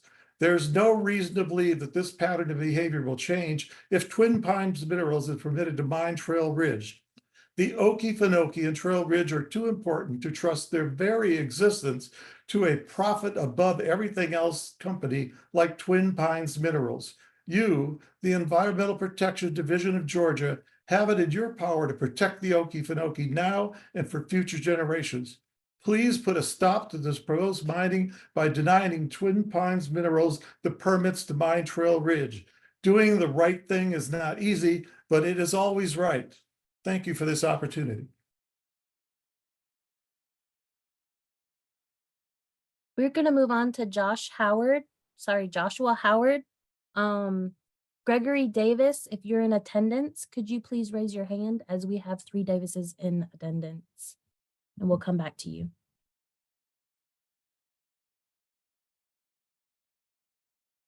You ready for me? Yes, go ahead. Okay. Well, good evening. My name's Josh Howard. I'm the president of the Friends of the Okefenokee National Wildlife Refuge. We're the official nonprofit partner that supports the refuge's mission. We've been in existence since 1990. I'm a lifelong resident of Charlton County, and I have spent many, many hours and days in the swamp. The Okefenokee is an important place to me and many others from our county. And when you hear that Charlton County residents want the mine and that Charlton County residents don't care about the swamp, you're not hearing the truth, not the whole truth. Some folks don't have all the information, they're indifferent, but there's a whole lot of other folks, many others, that are in complete opposition to mining and any other activities that could cause harm. Unfortunately, our elected officials and a few prominent citizens with financial interests related to the mine are doing all they can to get approval for it. These folks pretend to speak for the rest of us. However, they do not. Many pertinent concerns have been raised against the mine, and the majority of the scientific community believes that mining on Trail Ridge will cause irreparable harm to the swamp. I'm not going into detail about all the risk associated. We've done this multiple times, things that are related to this project. It's asinine for me to do that. You see what's out there, you're smart people, you're scientists, you understand the potential risk. With that in mind, this should be simple. When you rule on this issue, you err on the side of the swamp. There's just no sense in risking the Okefenokee National Wildlife Refuge just to make some rich people richer by mining for an extremely non-essential mineral. I've worked as an educator in this county for 28 years, the last 23 as an administrator. I can tell you that we don't need this mine. It will not bring the socioeconomic benefits. We apologize that we've had to mute you. We want to be respectful of everyone's time. We will now move on to the next person. Megan Cunha? Probably pronouncing that wrong. I apologize. Good evening. My name is Megan Wynn, and I am a senior attorney at the Southern Environmental Law Center here in Atlanta, and I appreciate the opportunity to comment tonight. In my role at SELC, I have worked on this matter since it was first proposed several years ago, and the one thing that always stands out to me is just how much and how deeply people love this place. I'm not aware of any other permit application in state history that has garnered even a fraction of the comments and opposition this mine has seen. Everyone from the Secretary of the Interior to local faith leaders in Folkston to former Speaker of the House, Newt Gingrich, to a class of fourth graders have spoken out against it. As I think others have noted, there's been nearly 200,000 comments here in all. And it's easy to see why. The Okefenokee really is one of a kind. As you've heard tonight, it's the largest and most well-preserved, one of the largest and most well-preserved freshwater ecosystems anywhere in the world. It is the largest blackwater swamp in North America. It's got the largest undisturbed peat deposit on the North Atlantic coastal plain. On a personal level, I think it means something a little bit different to each of us, but the one thing that's universal here is it's something that we as Georgians are rightfully proud of. I know I'm limited on time. SELC, along with other members of OPA, tends to submit written comments summarizing our long list of technical and legal concerns, but the underlying message of those comments is that EPD has not only the authority, but a legal obligation to deny these permits. And so we'd ask you to please take that obligation seriously and don't risk such a special place and truly a world-class resource on a short-sighted mining project. And I'll close by borrowing the words of former Secretary of Interior Bruce Babbitt, who I think summed it up well when he said, "The idea of compromising the integrity of this wildlife refuge for the color of toothpaste is inconceivable."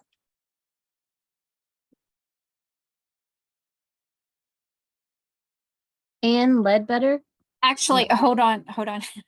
We're going to go back to Hannah Mendello. We skipped over your name. You are now unmuted if you would like to provide a comment. Yes, thank you so much. My name is Hannah Mendello. I'm a resident of Brunswick, Georgia, and I have family in Charlton County.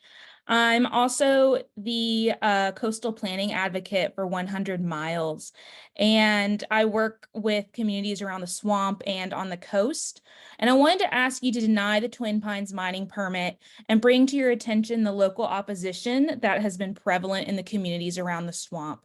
The Okefenokee is part of the cultural and community identity of many South Georgia residents. Starting in October, a petition to support the Okefenokee Swamp was circulated by community members in Ware and Charlton counties.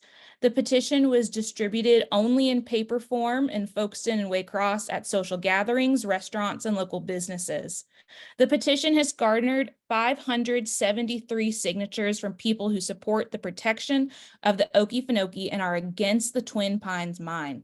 The undersignees specifically petition the director of the Georgia Environmental Protection Division to deny the mining permits being sought by Twin Pines Minerals, LLC. I'm asking EPD to listen to those who have signed the petition and are concerned about the impact the mine will have on the ecological, cultural, historical, and economic value of the swamp. I ask how EPD plans to address such significant local opposition to the mine and our distrust in Twin Pines LLC to be good neighbors. Thank you for your time.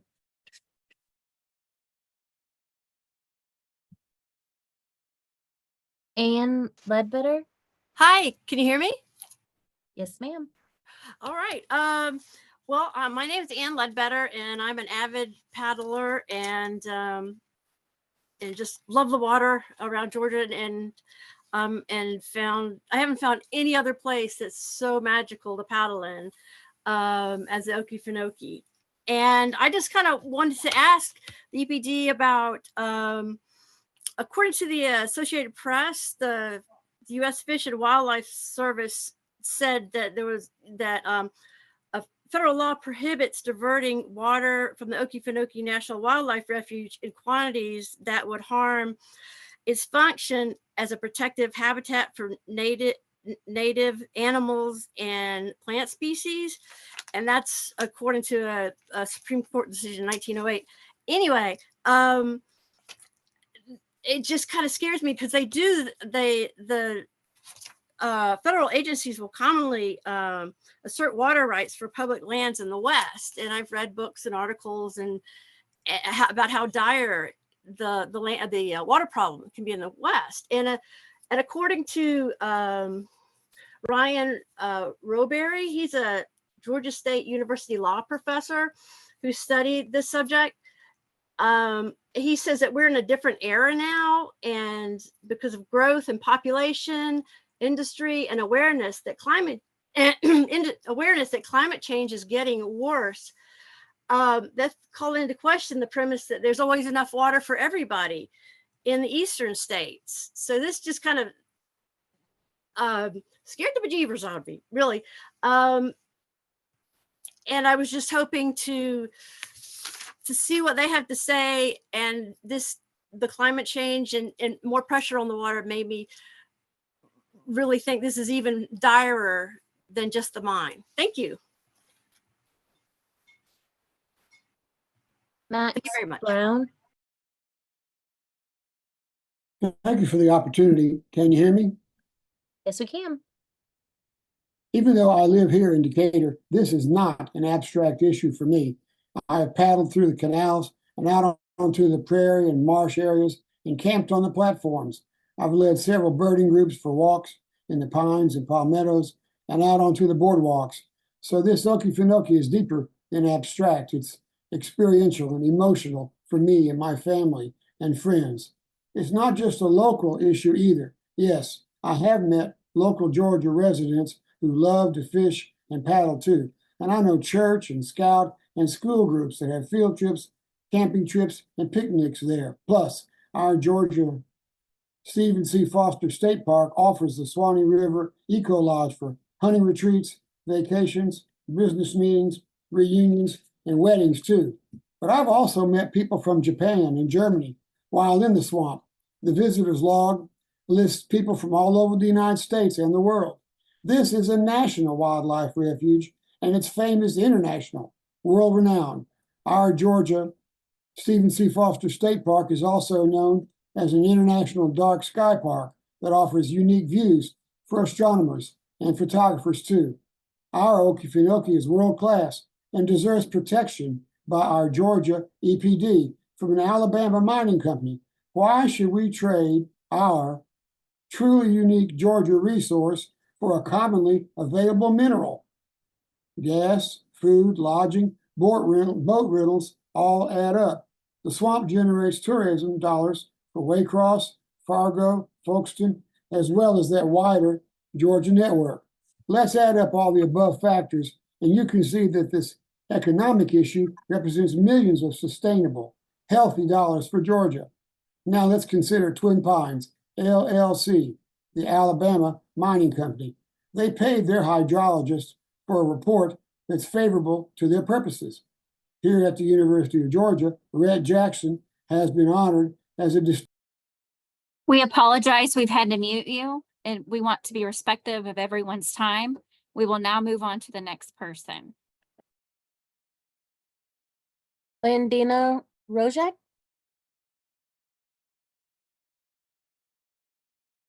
They're not present. Jane Frazier.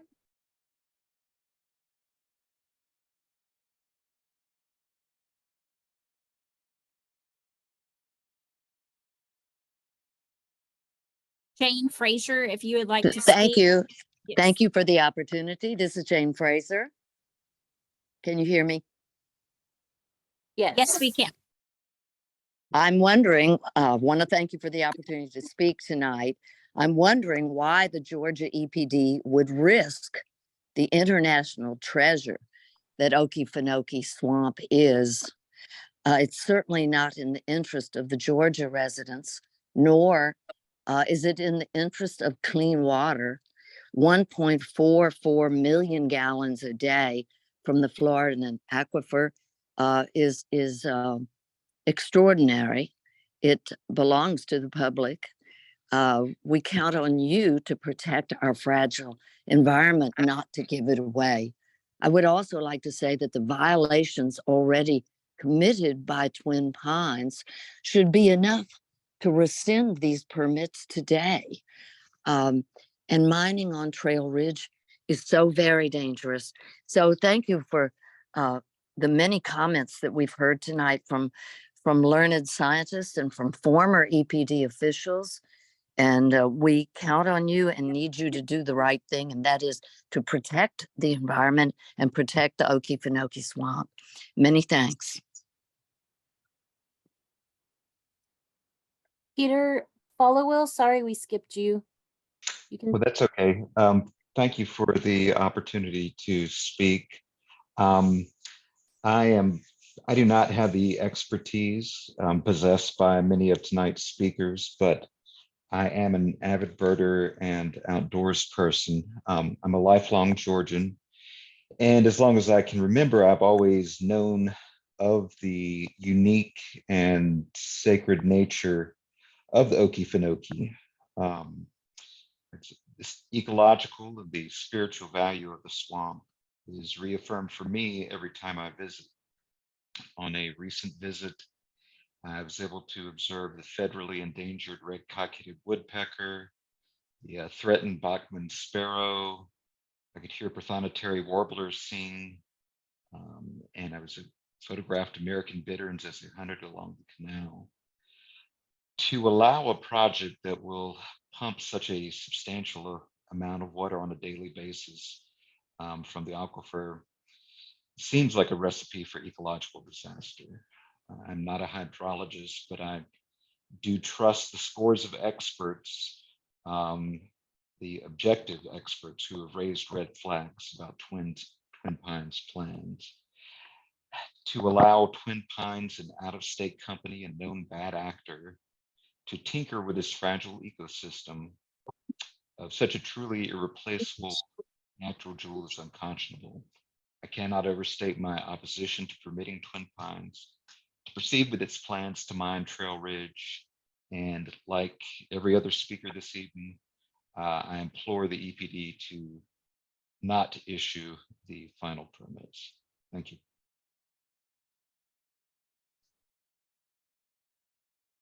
Next, present on our registered list is Alex Daleo. Hi, yes, good evening. My name is Alex DeLeo, and I'm from Atlanta. I'm a South Georgia descendant dating back to the early 1900s when my family moved from Maine to St. Simon's Island. I grew up hearing about the beauty of the Okefenokee from my grandparents. This precious natural place is the heritage I am proud to claim from our state. Thanks for the opportunity to speak tonight, and thank you to my fellow public commenters who showed up to speak and to the thousands who have already raised their voices against these permits. It's so empowering to hear from this diverse crowd of people united by a common love, the singular and irreplaceable Okefenokee Swamp, pride of our state and jewel of the world, far more valuable than a time-limited, polluting, and profit-motivated mining operation, with leadership who have already proven they won't follow regulations and transparency. It's painful to even hold these two concepts in your mind at the same time. That's how diametrically opposed they are. And I have some great news for you tonight, EPD. The evidence and the public are on your side. You have scientific, popular, and political cover. You don't have to do this. You can and should deny these permits. How often in life do we get this much deliberate time to look a doomsday scenario in the face and actually choose to back away from that cliff, from pushing that nuclear button, from taking us to the point of no return when it comes to the future of this pristine place? According to your website, quote, the EPD of the Georgia DNR is a state agency charged with protecting Georgia's air, land, and water resources. Do that. Listen to the science, to the bipartisan coalition, to the people who have juggled childcare and dinner to spend time here this evening. Deny these permits. And if you're still unsure, let me ask you, what has happened to other mines around the country? Do you like to vacation there? How healthy are the people? How's the water quality? Would you like me to pour you a glass?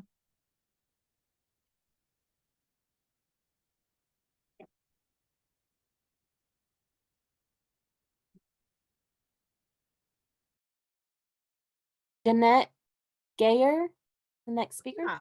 Thank you. Greetings, everybody. My name is Jeanette Gayer.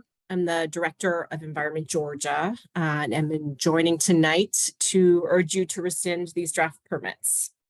Most recently, I visited the swamp with my, at the time, 7-year-old, who you might be able to hear in the background.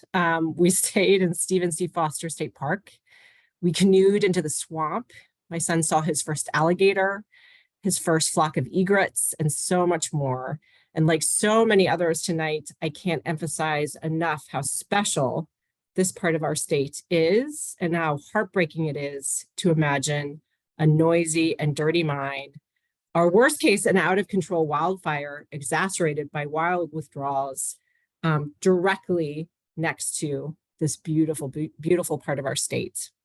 As I reviewed these permits, I was struck by the scope: 24/7, less than 3 miles of a currently pristine wildlife refuge. These draft permits allow for the pumping of millions of gallons of water a day, operation of multiple dryers, multiple reheaters, conveyors, trucks, railroads.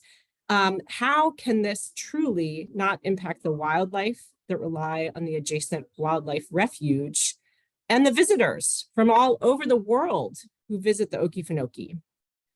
Next, I was struck by the conflict with EPD's ongoing climate action planning process. How could water withdrawals and 50-foot deep pits in Trail Ridge impact the swamp and its important role as a carbon sink? How could wildfire in the swamp eliminate many of the benefits from planned climate pollution reduction activities? Finally, this mine is being billed as a test mine for future mining on the ridge. How do these permits take this into account? Are they based on the best available science and engineering?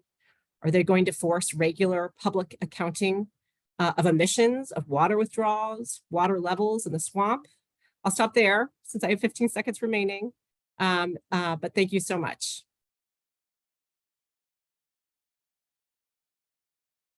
Rena Ann Peck, you're next.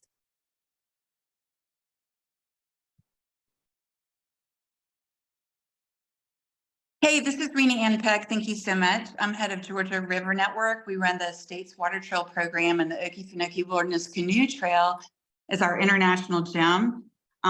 Jeanette, if y'all have spent the night on Monkey Lake during a mine that could be happening, if this goes forward, then you could see mining lights. So that is something that we don't want to happen. I have some questions.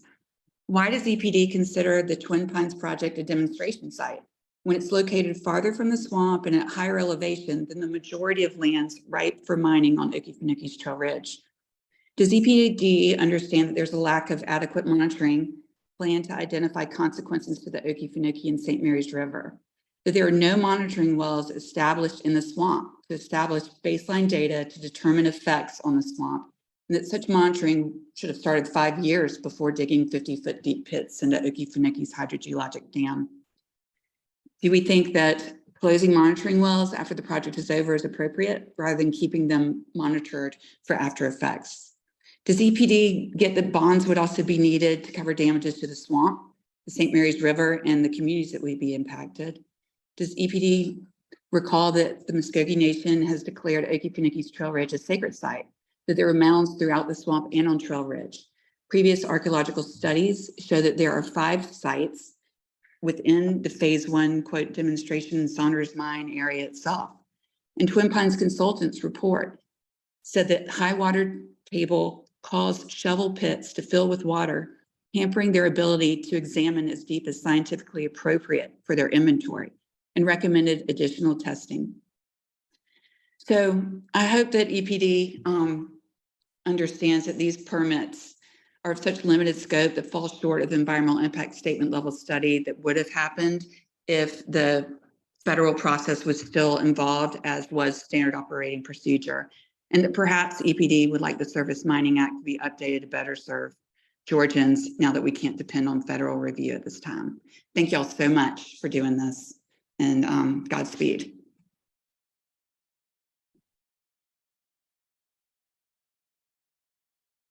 Eunice Moore? Oh, yep. Hello. I didn't expect to come up quite so soon. Yes, this is Elizabeth Moore.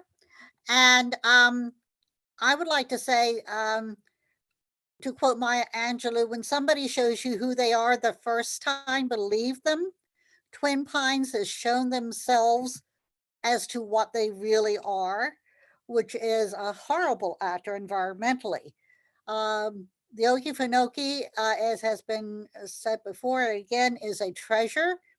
And we risk absolutely destroying one of the great treasures, not only of our state, but of the United States. So I would ask EPD to please deny this. It's horrible. It's going to have a horrible impact on our agricultural and environmental quality. And yeah, just don't do this. Please don't do this. Thank you. Elizabeth Lilly. The next several are not available, so we're going to skip down to Jack Spalding. Hello, can you hear me? Yes. Hi, my name's Jack. I'm on the board of the Georgia River Network. I descend from generations of Glenn and Camden County residents. I was lucky enough to serve as a kayak guide on the coast. I've paddled the Satilla, Altamaha, Okefenokee, etc. I've even driven from St. George to Moniac. Look, Georgia's open for business, but we can be selective. We have the busiest airport in the world. We have great non-extractive, big-time economic development projects going on right now across the state. And we're lucky to have that. We're also lucky to have the Okefenokee and Trail Ridge. We aren't Alabama. We don't need this mine owned by an Alabama company. Georgia has bigger fish to fry. What makes Twin Pines different from other projects in Georgia is that it's extractive.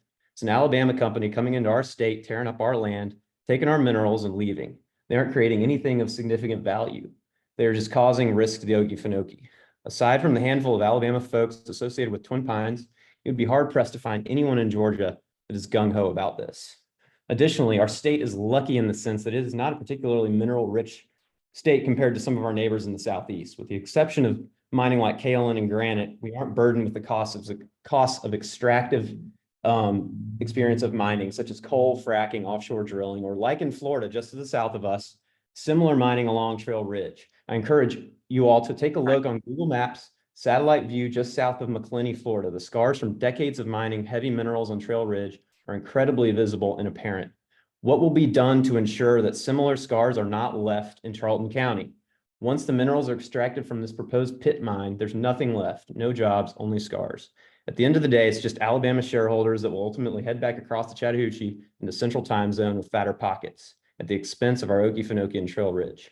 Officials with EPD, I respectfully implore you to ultimately not issue final permits to Twin Pines to mine along Trail Ridge in Georgia. There's so much uncertainty here, and the Okefenokee is not worth the risk. Let's continue to stick to our bread and butter, just bringing non-extractive business and agriculture to Georgia. Thank you for allowing me the time to speak. Lynn McIntyre. Hello, Hannah. Thank you for allowing us to speak tonight. I wanted to say one very important thing. Everything is connected. And that's obvious. When you look at Trail Ridge, it is the natural dam that creates the Okefenokee Swamp, which is a pristine swamp. I grew up in Florida. I watched the Everglades be degraded. I hope that we can be visionaries rather than destroy the most fragile system that we have in Georgia.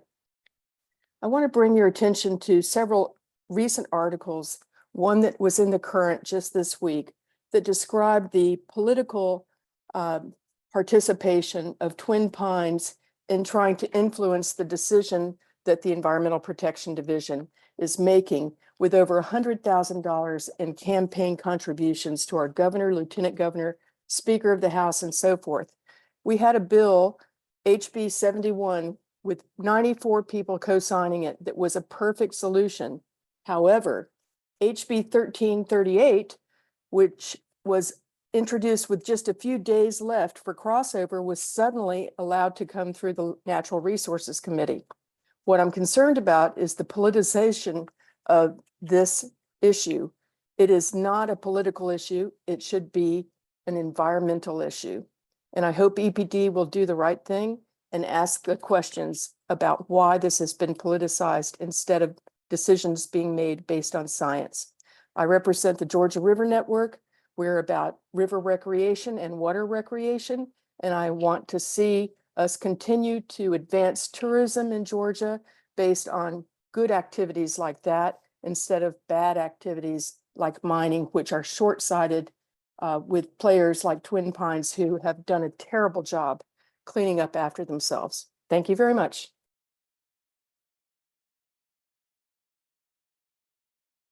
David Thompson.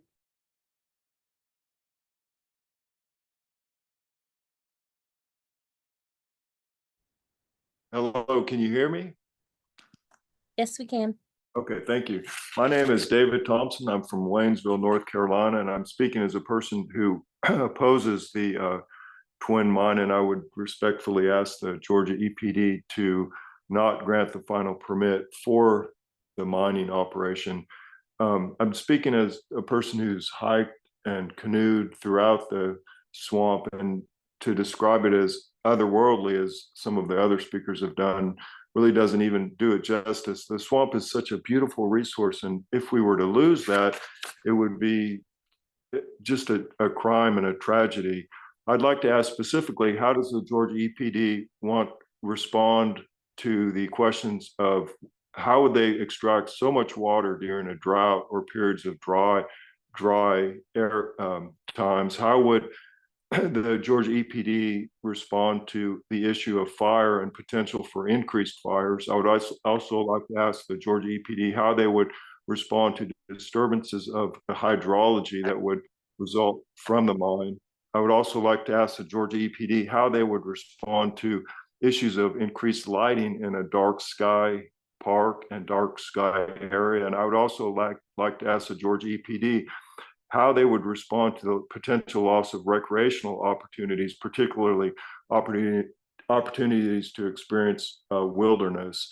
I adamantly would ask the Georgia EPD to not grant final approval for the Sorry, mine. guys. Okay, I guess anyway, thank you very much for your time. I appreciate it.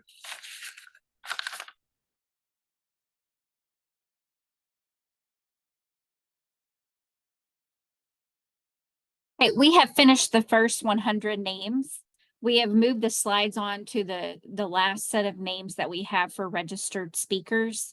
Please locate your name and be prepared to speak when your name is called upon. We will start with Tyler Carpenter.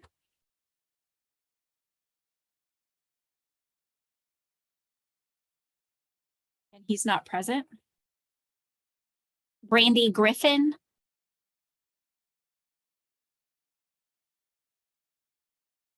Can you hear me? Yes. Okay. Hi, I'm Brandy Griffin. I am a plant ecology research scientist at Tall Timbers Research Station in Tallahassee, but I am a resident of Georgia.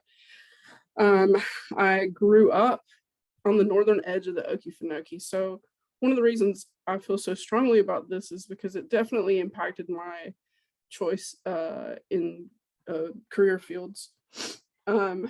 I was totally immersed growing up in the Okefenokee swamp. Just the extreme high quality of the natural world there. And one of the reasons for that high quality is the quality of the water. So I'm extremely concerned when I hear and read about the water removal and the surface water ideas, particularly about storing wastewater in the Okefenokee in evaporation pools. Also, I know this is being talked about from a perspective of property owners' rights and what people should do with their own property and what people want to do with their own property. But I think it's really important to say that water does not respect property lines. If we do have something like a hurricane come over or big storms, how are we going to be able to be sure that that water is not going to spill out? I mean, it's a swamp. It's just, there's a lot of ifs, and there's already so many bad actors involved. I also am concerned that the listing of plants, there is S1 species listed, Asimina pygmaea, and I want to specifically ask the EPD what their plan is to do about this rare plant on the property. There has been no plan and nothing mentioned as in reference to this particular plant.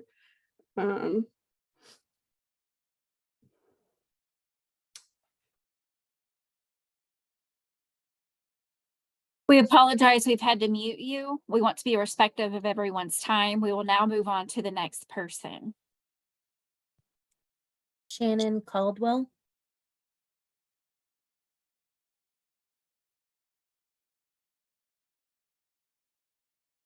Hello, this is Shannon Caldwell. Thank you for letting me speak. I'm a Georgia resident.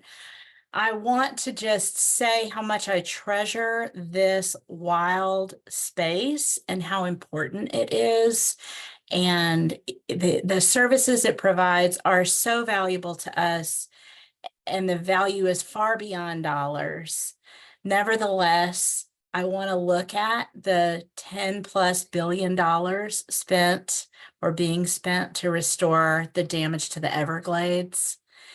And that money should never have needed to be spent. And Georgia would look at spending, I mean, how would we afford that? Why would it make sense for us to sign up to do that level of damage to nature and then have to pay $1 billion to restore it? So the economic impact seems to me to be a very big risk. Thank you.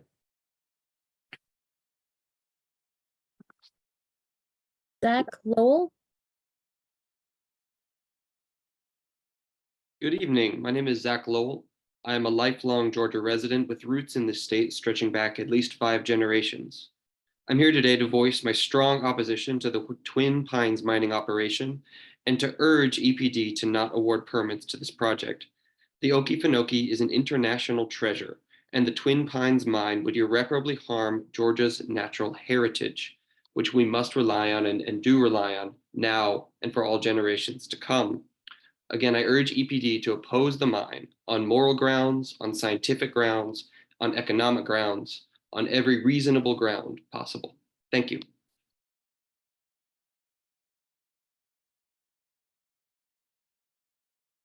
AC Curry.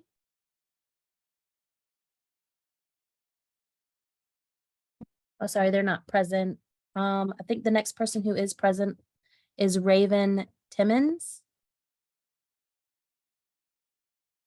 Hello, thank you for the opportunity to speak. My name is Raven Timmons, and I've called Georgia home for most of my life. I've always been very proud to come from the state that stewards the Okefenokee Swamp.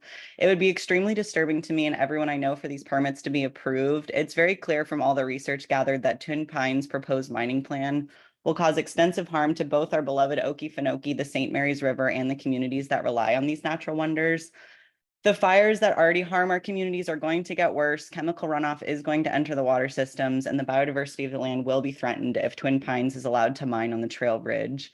It's also very clear that Twin Pines' draft proposal does not meet the requirements set by the Georgia rules and regulations for surface mining. Their plans to monitor and respond to changes in surface and groundwater levels are not sufficient at all, and they would very clearly not maintain sustainable groundwater and surface water levels. And their plan to reconstruct the Trail Ridge after mining is also not sufficient to maintain the integrity of this ecosystem. I urge you to rescind these permits and not allow precedent to be set for future mining to take place on the Trail Ridge. Yeah, please protect the Okefenokee and the St. Mary's River and all the animals and humans that rely on it.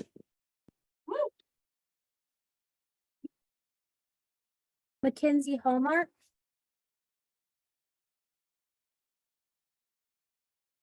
They're not present. Please move on.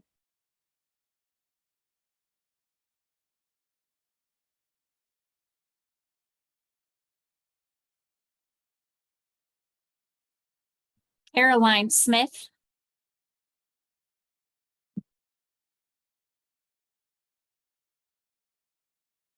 Hello, I am Caroline Smith. I am a environmental engineer, stormwater engineer, and I would like to reiterate everything that my previous comments. I am number, 119, and there has not been one person who supported this permit.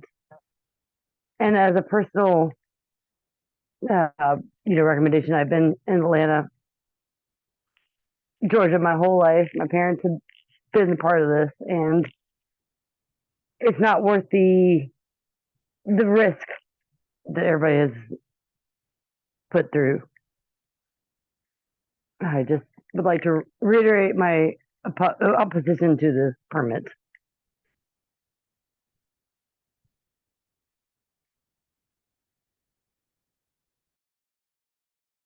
Michael Humphreys.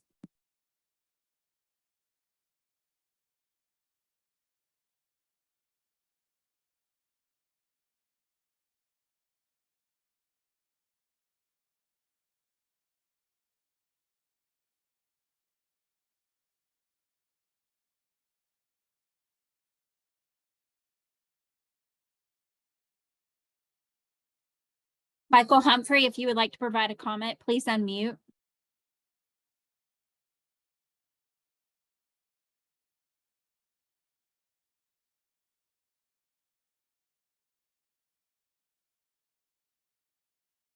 Okay, we can move on. Adriana Colon Adorno. Yes, hello, can you hear me? Yes. Hi, my name is Adriana Colon Adorno, and I am a conservation biologist from Yale University and a Georgia citizen who has been fortunate enough to visit the Okefenokee Swamp. I cannot recommend strongly enough that the Georgia EPD completely cancel the 3 draft permits for the Twin Pines mine proposed next to the Okefenokee. Any mining and groundwater extraction activities, let alone a 12.5 square mile mine, would undoubtedly be destructive to the Okefenokee Swamp, as these ecosystems are extremely sensitive to local changes in groundwater hydrology, surface water runoff, and watershed disturbances. What specific and detailed hydrological assessments have been conducted to prove that the amount of water that the mine would extract would definitively not disturb the water cycle of the Okefenokee Swamp? Extensive evidence has been submitted to show that the water extraction by the mine would be hugely detrimental to the swamp, including increasing droughts and wildfires. What specific evidence has also been presented to prove that any alleged economic benefits of the proposed mine definitively surpass the environmental, cultural, and economic benefits of the protected Okefenokee Swamp? This includes the continually growing ecotourism value of the swamp as it becomes even more rare in a world of unchecked environmental destruction and in the face of becoming a UNESCO World Heritage Site. Okefenokee's unparalleled carbon sequestration cannot be engineered or recreated, whether through offsets or wetland credits or any other inadequate administrative tool. What specific evidence has been presented to prove that the carbon that would be released from damaging the swamp, in addition to the greenhouse gas emissions from the mine itself, would not be detrimental to the local residents and Georgia's climate goals? And finally, how many of the decision-making employees of the Georgia EPD pertaining to these 3 draft permits have actually spent time in the Okefenokee Swamp? What do these decision-making EPD employees have to say about the conflict of interest created by Twin Pines Minerals providing campaign funds in Georgia? Thank you for this opportunity to speak. EB, you are the next on the registered list.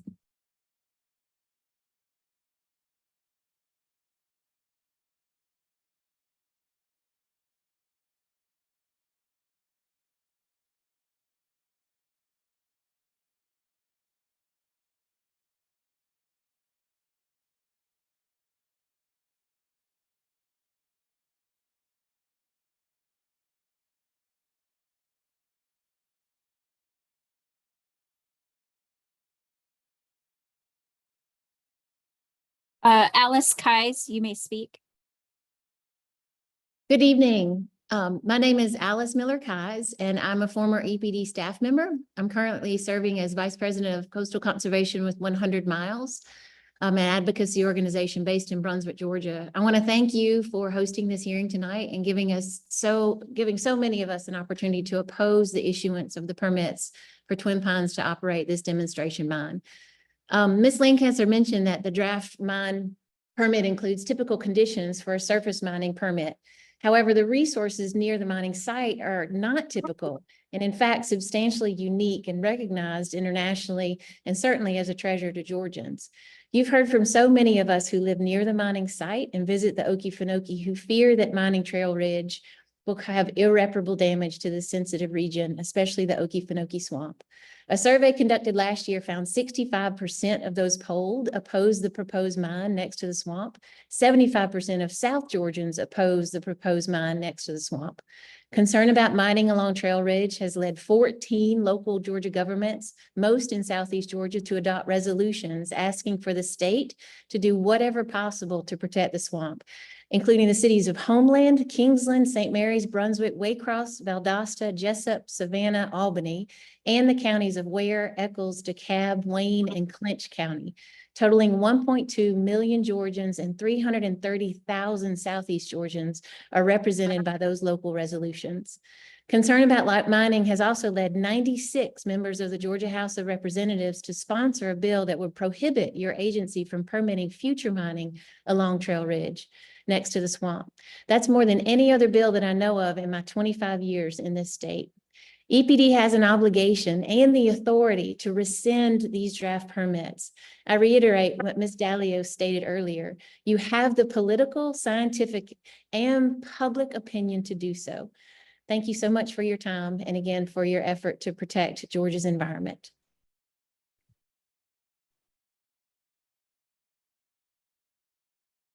Rabbi Lawrence Rosenthal.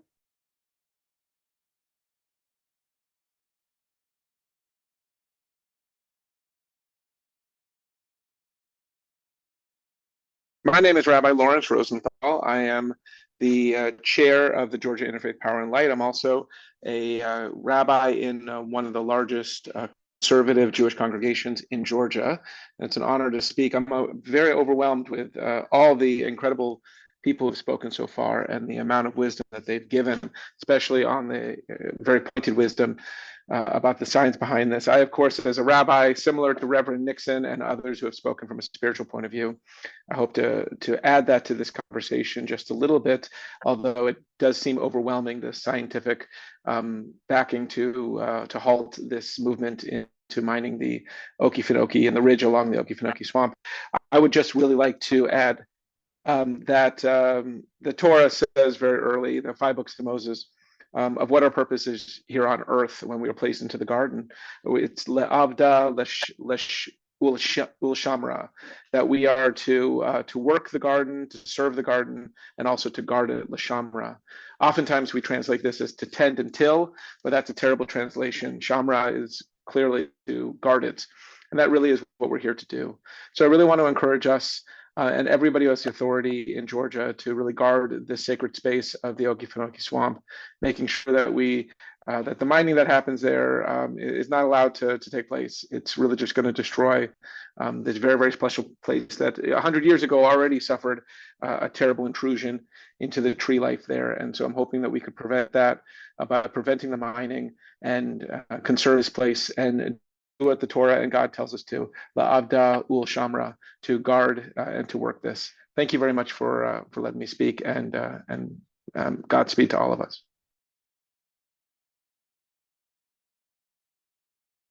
Carrie Mandeville. Yes, this is Carrie Mandeville. I assume you can hear me. Yes, we can. Thank you. I'm 74 years old, a Georgia resident. And as a child, I went to the Okefenokee Swamps as a Boy Scout. And those memories have stayed with me my whole life.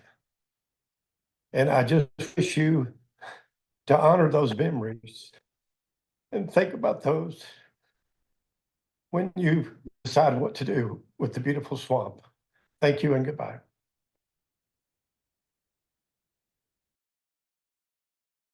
Amy Cottrell.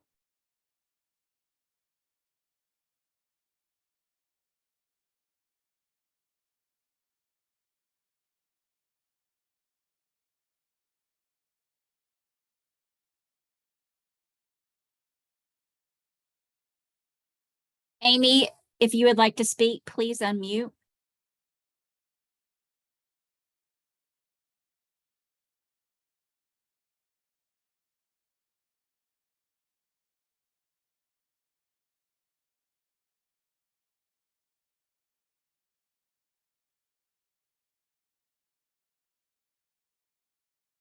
Charlene Carter. Hey, so I am no scientist or biologist. I'm just a local and I'm very passionate about the swamp. My name is Charlene Carter. I was born and raised here in Troughton County. I own land and a house on the edge of the Okefenokee Swamp, actually on Trail Ridge. So this is a very important subject for me. I am strongly against the mining proposed by Twin Pines for multiple reasons. One, the swamp is my heritage. My grandma was born in the Okefenokee Swamp, and I have spent many days and nights in the swamp. And still to this day, I go and enjoy the history and the beauty of the swamp. Which brings me to my next point. I have a campground only 4 miles from the main entrance of the swamp, and the Okefenokee brings tourists from all over the world, literally all over the place. They come just to see the beauty of the swamp. I depend on this ecotourism for my business. Without the swamp, I have way fewer guests. Without guests, I have no business. Then no job. You get the picture. So with the mining, it would damage the swamp from all aspects: water levels, habitats, dark skies, and just the beauty of the swamp. It would also damage the St. Mary's River, which many locals, including myself, go canoeing, swimming, camping, and during the summer hours. So again, I strongly disagree with the mining around the swamp. Please reconsider and listen to the locals who actually care and respect the Okefenokee Swamp and not the money. Thank you. Gina Ward. Good evening. My name is Gina Ward. I am co-chair of the Madison County Clean Power Coalition, and I'm a former neighbor of Georgia Renewable Power's biomass power plant, aka GRP, located in Madison County, Georgia. I comment tonight because GRP is owned by the same people that own Twin Pines Minerals, and I would like to share my experience with you. They made promises to my rural agricultural community and they broke every single one. Tax revenue, jobs. They said they would only burn clean waste. They burned creosote railroad ties instead and had the nerve to tell us that this was safe. They promised to be good neighbors. They gave us air, water, land, noise, and light pollution. They had no viable plan for their wastewater and stormwater and disposed of it illegally. They dumped their ash on private property. They polluted pastures, yards, creeks, ponds, and our lungs with their particulate matter and their fugitive dust. They made us sick. They woke us with their noise pollution on a regular basis, decibels reading of over 80 decibels. And they did that even on Christmas Day. And this is the short list. They trashed our peaceful rural country way of life. And I tell you this, may I reiterate that GRP is owned by the same people that own Twin Pines Minerals. They have the same work ethic and the same business model. And I warn you, in our situation, the EPD relied on citizens to monitor. The EPD did not monitor them until we called them. And every single time we found a violation. This is the way Twin Pines will operate. Please, please protect the Okefenokee for the sake of our natural resource. Thank you. Chuck Eiler.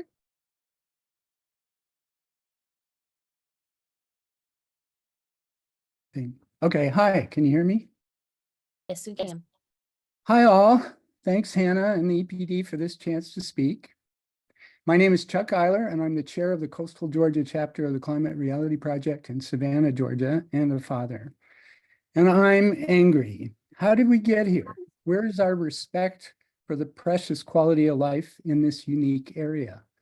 Why are we letting a short-term cash grab for private benefit threaten a rich, wild ecosystem established over centuries? The Okefenokee Swamp and its surroundings value is priceless, beyond our imagination, and it deserves our best stewardship. Twin Pines has already shown disregard for the existing regulations.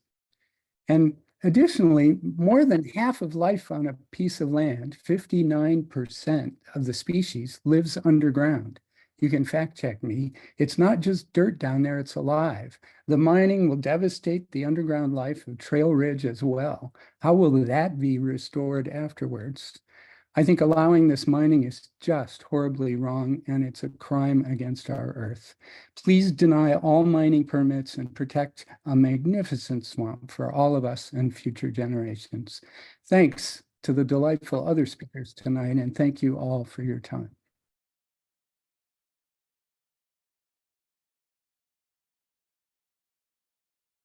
Cody Davis.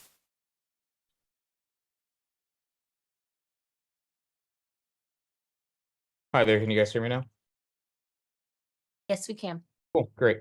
I'll be pretty brief because I'm definitely no expert when it comes to environmentalism or sustainability, but I'm an avid kayaker and I actually just discovered the Okefenokee Swamp about 2 weekends ago, actually, with my friend Mark Donahue, who's also on this call.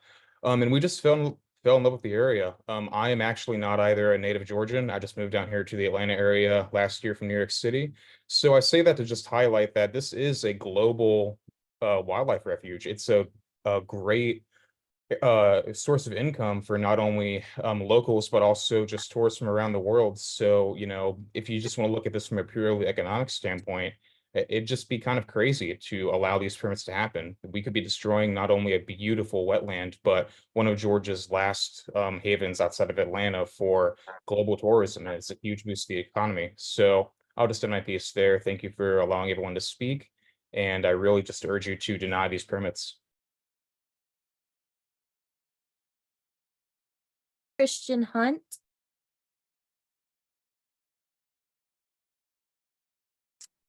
Good evening, folks. My name is Christian Hunt. I work for Defenders of Wildlife, a national conservation organization. First and foremost, I appreciate the opportunity to comment and am grateful to EPD for holding this forum. My comments are going to be succinct because at this point, the calculus is very simple. EPD really only has two defensible options at this point. It must either reject the permits outright or pause the permitting process indefinitely. And that is because the U.S. Fish and Wildlife Service recently asserted its reserved water rights in defense of the refuge. While EPD has seemingly treated this as just another comment, it is decidedly not. The United States Supreme Court has long upheld this federal doctrine, which essentially dictates that the federal government reserves the amount of water necessary, in this case, to maintain the purposes of the Okefenokee Refuge. EPD cannot legally issue permits if mining activities will infringe upon those rights. This is not something EPD can ignore. This is not something the agency can refuse to address because it's inconvenient. This is a major deal that has fundamentally changed the permitting landscape for both Twin Pines and really any other mining company threatening the Okefenokee since issuance of the draft permits. Defenders of Wildlife strongly encourages EPD to give this the weight it deserves. And we also implore EPD to recognize this as an incredible opportunity to finally address the threat of mining hand in hand with the U.S. Fish and Wildlife Service. Thank you very much.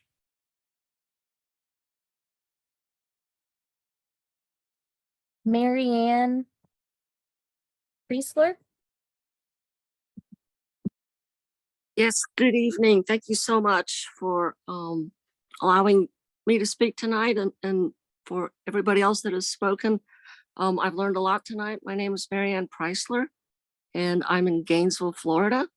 And 4 nights ago, I was spending the night on Round Top Platform out in the Okefenokee Swamp.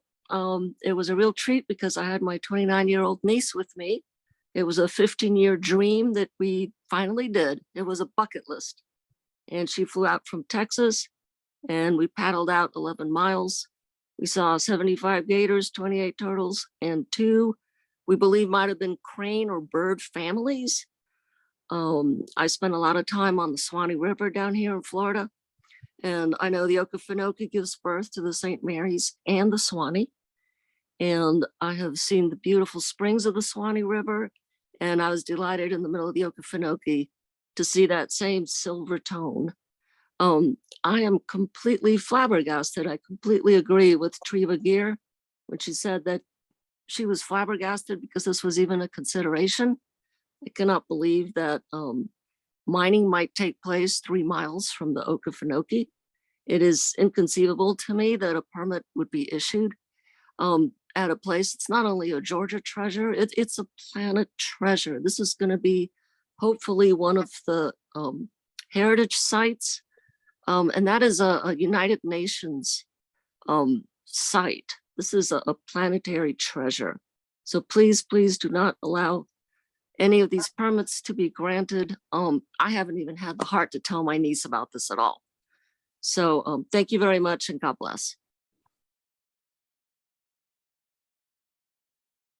Anne Boynton.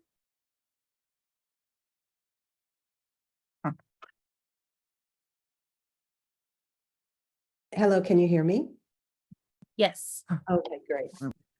My name is Ann Boynton, and I've been a resident of Savannah for 10 years.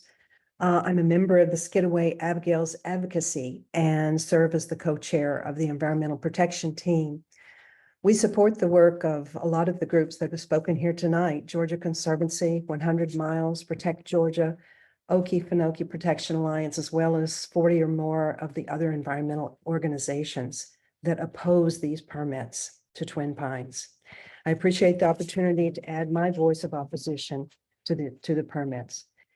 The intense water usage for the test would severely deteriorate the black water swamp that is a priceless, irreplaceable ecosystem supporting extensive wildlife and over 850 plant species, including those 400-year-old cypress trees that depend on the health of the Okefenokee. Any deterioration of the trail ridge would compromise this blackwater swamp for the reasons that have been stated previously. My husband and I moved from the Massachusetts coast and were pleased to learn that Georgia's 100 miles of coastline is the best preserved on the eastern coast due to protective measures over the past 50 years. Now it's our opportunity to follow in that tradition, to protect the irreplaceable Okefenokee Wildlife Refuge. Please say no to any permitting for Twin Pines. Our precious Georgia resource, the Okefenokee Wildlife Refuge, one of the few remaining blackwater ecosystems in the world, is at jeopardy. Thank you for this opportunity to have our voices heard. Melissa Martin. Okay. Hi, yes, I'm Dr. Melissa Martin, a Georgia native, teacher, taxpayer, voter, and most importantly, a great granddaughter of a Native American woman who may well have tread on Trail Ridge. 25 years ago in 1999, I helped gather hundreds of signatures from people who at that time opposed the mining, and here I am again. Here we are. What in the world? I vehemently oppose it today. Back then it was DuPont, and there was a proposed mine that we had an agreement. They stopped the mine. I was at the ceremony where they were signing the no mining agreement, and whew, we could breathe a sigh of relief. And now here we are. Two things stuck out to me back then, and I think they still apply today about Trail Ridge. First of all, Okefenokee is kind of like a bathtub. Can you imagine? Have you ever sat in a bathtub? What would have happened if you have a full bathtub and then all of a sudden somebody comes along and starts chipping away at the side of the bathtub? Now you're going to guarantee me? How can you guarantee me that the Okefenokee swamp wouldn't be irreparably damaged? Second thing that stuck out to me was that, okay, you're talking about the sand, salts, or whatever. Titanium dioxide is the one thing that I remember you hearing that it was they're back at it again, right? Titanium dioxide. How ironic that this is a substance, it's common substance found elsewhere, by the way, elsewhere that makes white things whiter, makes things prettier. Okay, so how ironic that you're going to destroy an area to make something more beautiful, like what, toothpaste? And you're going to destroy this area? That just doesn't make any sense. So here we are. I'm here to speak for those who can't speak for themselves. So if alligators and birds and animals could speak, I think they'd ask this question. So please write down this question for me. From the alligators, from the birds. What in the hell are you thinking to threaten our home? Second question, who's buying you off? What politicians might be buying you off? That's the question you're going to have to answer, whoever's pushing for this from generations to come. And finally, my biggest question of all after We apologize that we've had to mute you. We want to be respectful of everyone's time. We will now move on to the next person. Bill Edens.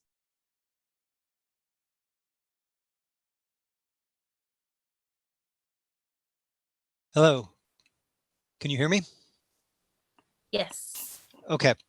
I've lived in Georgia for 25 years, but prior to living in Georgia, I lived in the state of Montana.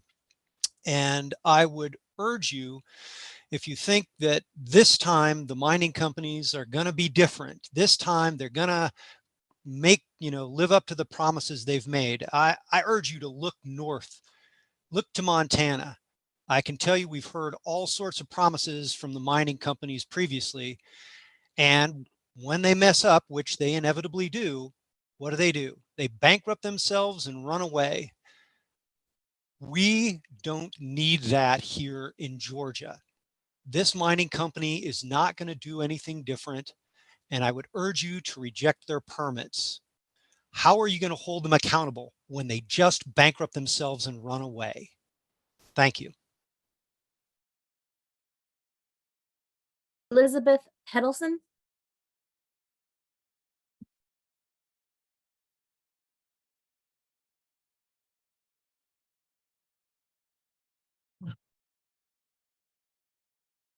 Can you hear me?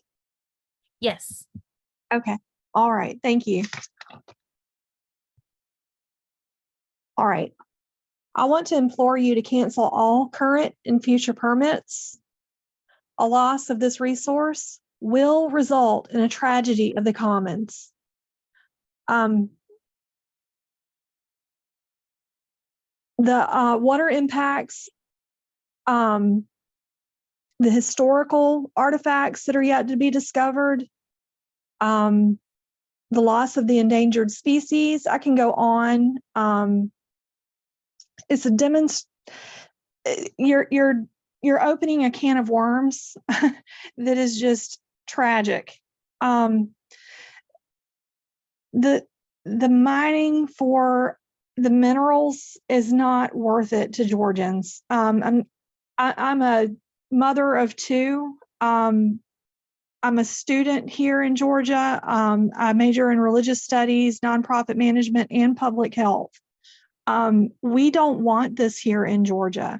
You're bringing in people from Alabama to come over here and destroy our state. Why are we doing this? This is not okay. They have a long history of unlawful activity. And what will be done to restore the depleted water levels, the depleted resources? They're destroying a national wildlife refuge that was purchased for us to protect the habitats of our threatened and endangered species, such as the American alligators, the bald eagle of all things, the gopher tortoise, which is a keystone species, the wood stork, and the indigo snake, the sturgeon, and besides our swamp. We apologize that we've had to mute you. We want to be respectful of everyone's time. We will now move on to the next person. Matthew Savitsky.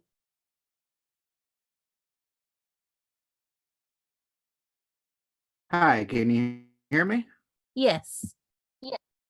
Hi, yes, thank you. I want to thank you for the opportunity to speak. My family has lived in Valdosta, Georgia for about the last 17 years. We have visited the Okefenokee many times, and taking my parents there, they were skeptical when I told them about this beautiful swamp and how it was going to be one of the most precious and beautiful places on earth. And when they went and took the boat tours and saw the beauty of the nature there and smelled the clean air, they were believers. And everyone I know loves that place so much. It's an irreplaceable treasure. And I just, like everyone else that's spoken before me, I think it's a huge mistake to allow this mine to go forward. the leadership of this company of Twin Pines Minerals, as has been mentioned, with their connection to Georgia Renewable Power, as well as other companies, that they cannot be trusted. They have repeatedly misled and fraudulently represented their information in their applications. They've polluted the environment in Georgia with the Georgia Renewable Power Plant, as it was stated before, and we just can't take them at their word for it. And if the damage is done, it's irreversible. And the only thing that comes to mind with all this is, supposedly it's a Native American saying.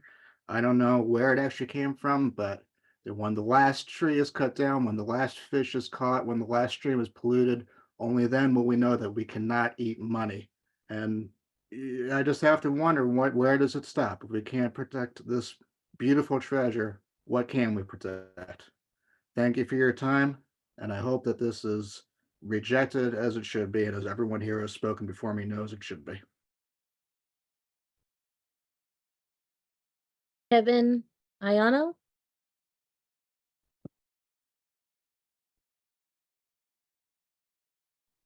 Hello, can you hear me? Yes. Yes. Yeah, I'm Kevin Ione with the Green Team of the Unitarian Universalist Church of Savannah. People need to be aware that those associated with Twin Pines have a track record of regulatory violations in both Florida and Alabama, which have created serious consequences to the health of people and ecosystems in their operating areas. In 2019, Florida regulators called out Twin Pines for its mistakes in recovering heavy minerals from mine tailings near the town of Stark. Twin Pines' mistakes led to the loss of wetlands caused by the company depositing processed water and tailings fill in the wetlands without authorization. This seems particularly applicable to the company's potential operation near the Okefenokee. You've already heard about Twin Pines' connection to Georgia Renewable Power from others. What you didn't hear was that in addition to burning the railroad ties, regulators cited the two GRP power plants repeatedly for air and water pollution issues, including polluted runoff linked to a fish kill. Is this who the state of Georgia will trust with the care and protection of the Okefenokee? Past performance predicts future behavior. Concerns about the ethical standards of those in charge of Twin Pines should be high in the list of decision-making criteria. Furthermore, Twin Pines has no experience in developing or operating titanium mines.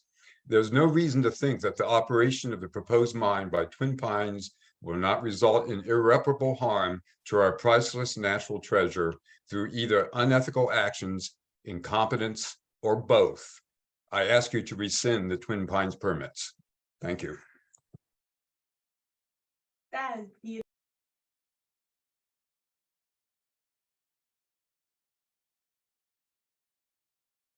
Yes, the next speaker would be Hannah McGrath. Hi, thank you so much for the opportunity to speak tonight. My name is Hannah McGrath, and I recently completed my undergraduate degree in geoscience and environmental studies. My comment today is inspired by the 50 students at Georgia State that I have the privilege to work with. They have shared with me their favorite memories of the Okefenokee Swamp and have shown me that this is truly a place worth protecting for current and future generations. The Okefenokee Swamp is one of the world's healthiest large-scale freshwater ecosystems. Many swamps dry up within hundreds of years, but this unique and delicate ecosystem is over 8,000 years old. But the overwhelming independent scientific consensus is that the twin mining's operation on the trail edge would damage and pollute the swamp. This proposed mine would lower the water table and triple the frequency of drought. And this would also cause the breakdown of carbon-rich peat soils, releasing a substantial amount of CO2 into the atmosphere.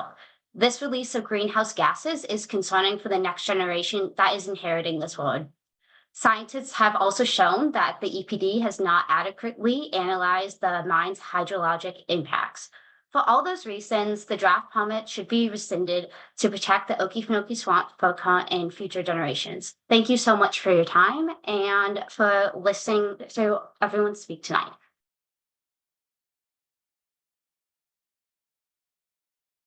Caleb Gustafson.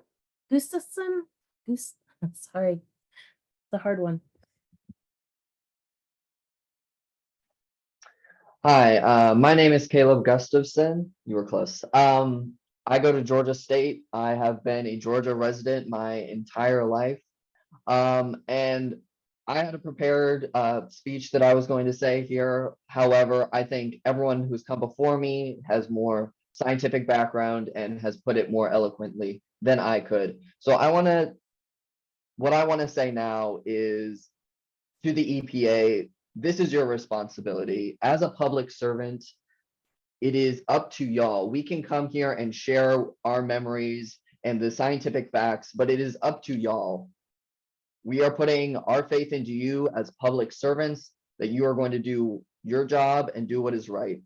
And what is right is that you will not allow these permits for this unethical company to be passed for the Okefenokee. The Okefenokee is far too important to Georgia, environmentally, culturally, and as people have mentioned before, the United Nations recognizes this is a global treasure.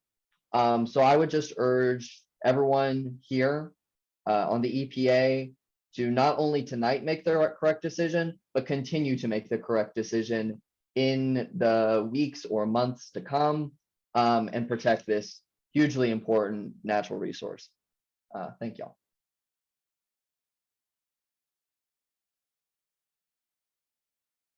Jessica McQueen.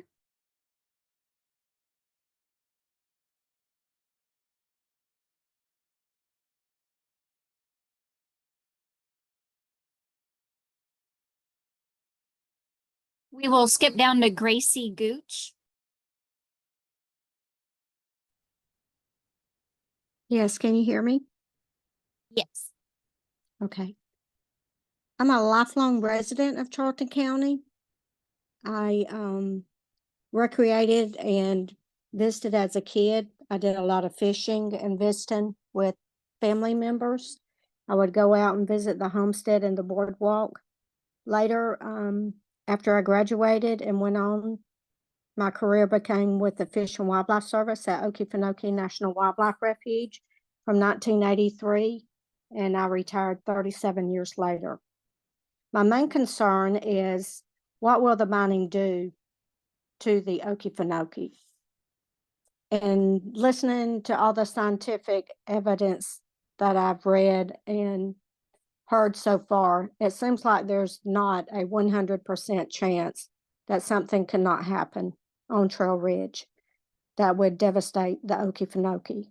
So with that being said, if there's not a 100% chance, then please, please deny these permits. We would like for the Okefenokee to stay intact for future generations, and especially for my family. We love to take our grandkids out to the Okefenokee, just like so many others in our area. And again, I would also like to express that it is an international jewel. I worked in the visitor center, and we had people from 20 different countries that would come. So we are very well known, and it is a gem. So please, please protect the Okefenokee. Thank you for allowing me to speak. Elizabeth Gwynn.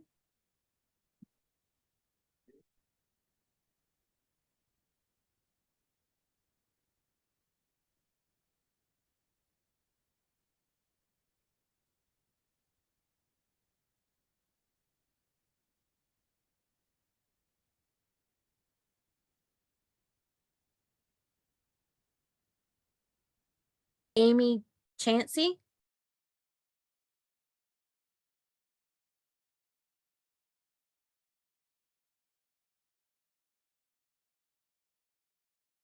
I think we're going to skip down to Gerald Webb. We have a Stephanie Webb on the attendance. If this is Gerald Webb, we will unmute you now.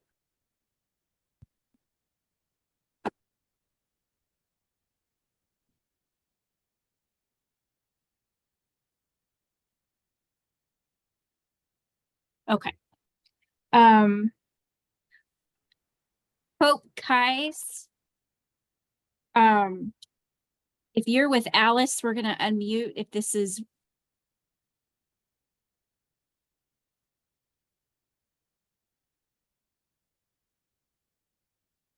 Okay. Elise Bennett.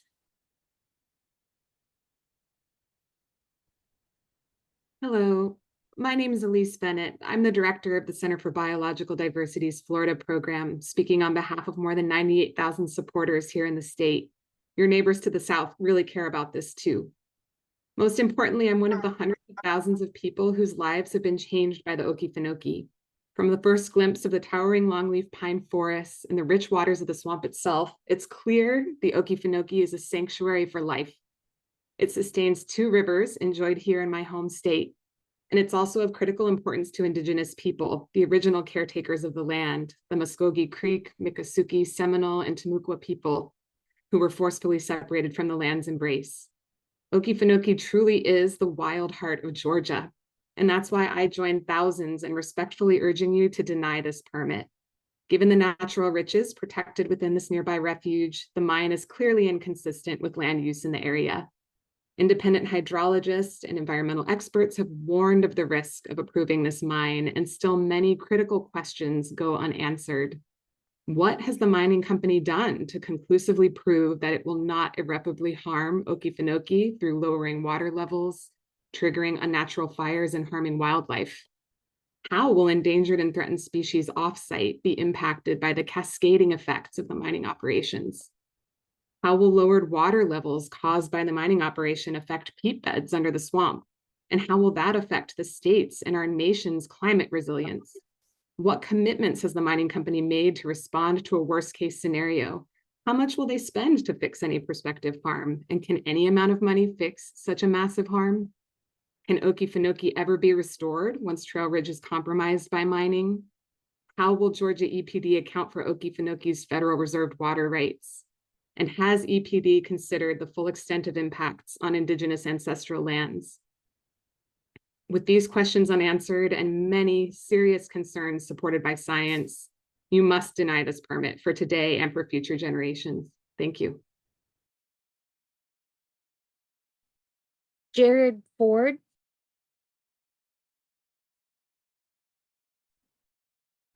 Hello, my name is Gerard Ford, and I am a member with Georgia Kurds at Georgia State.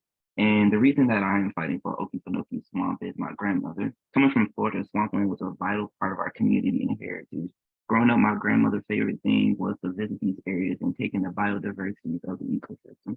From the harmonic sounds of frogs croaking to the guttural roars of gators waiting for their next meal. All of it was something very special to her. She would always tell me that the symbiosis of the swamp was what we strive for in our community, and these are words that I hold very dear to my heart. After moving to Georgia, my grandmother was ecstatic to discover the Okefenokee Swamp.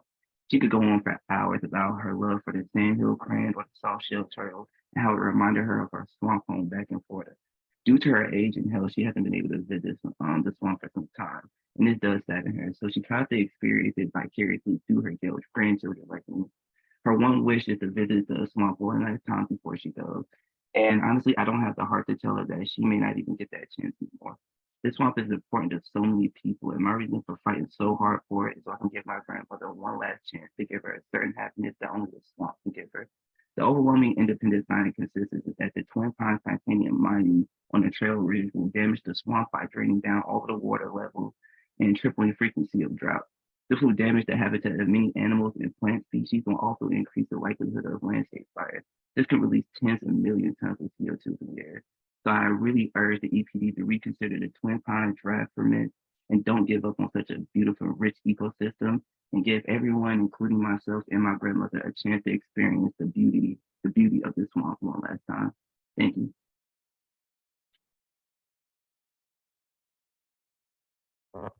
Sam Collier.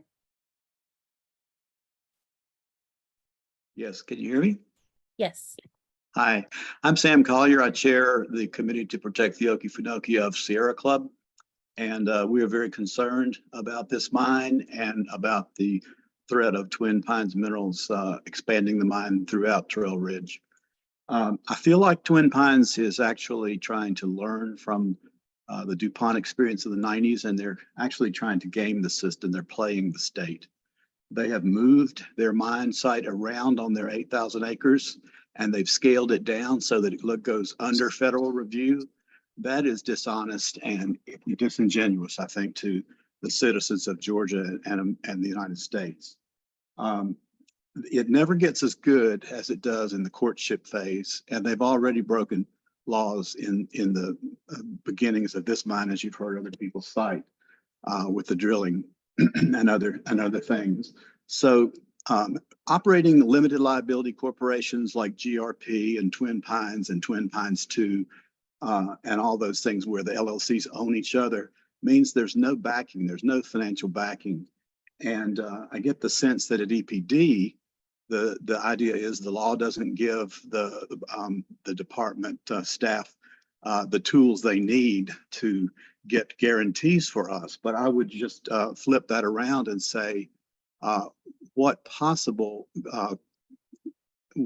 could you possibly do to give a permit to someone without those things? So my question would be, do you have a thorough understanding of the monitoring needed to police the mining, and who will pay for that monitoring?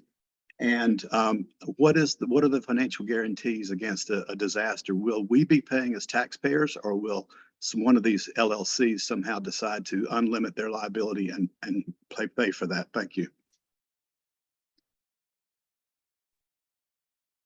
Michael Hitt.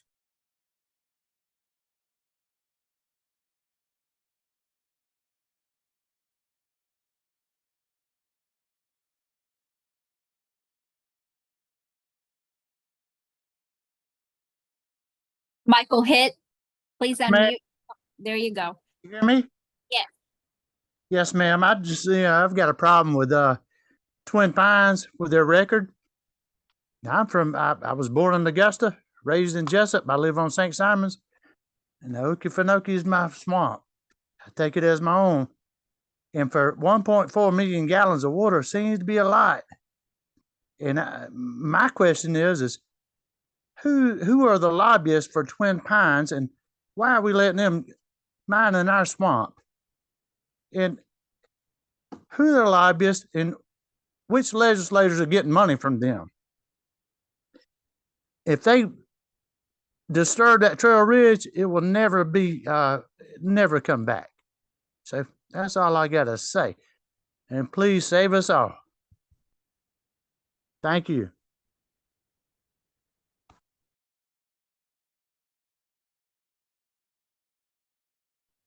Austin Russell.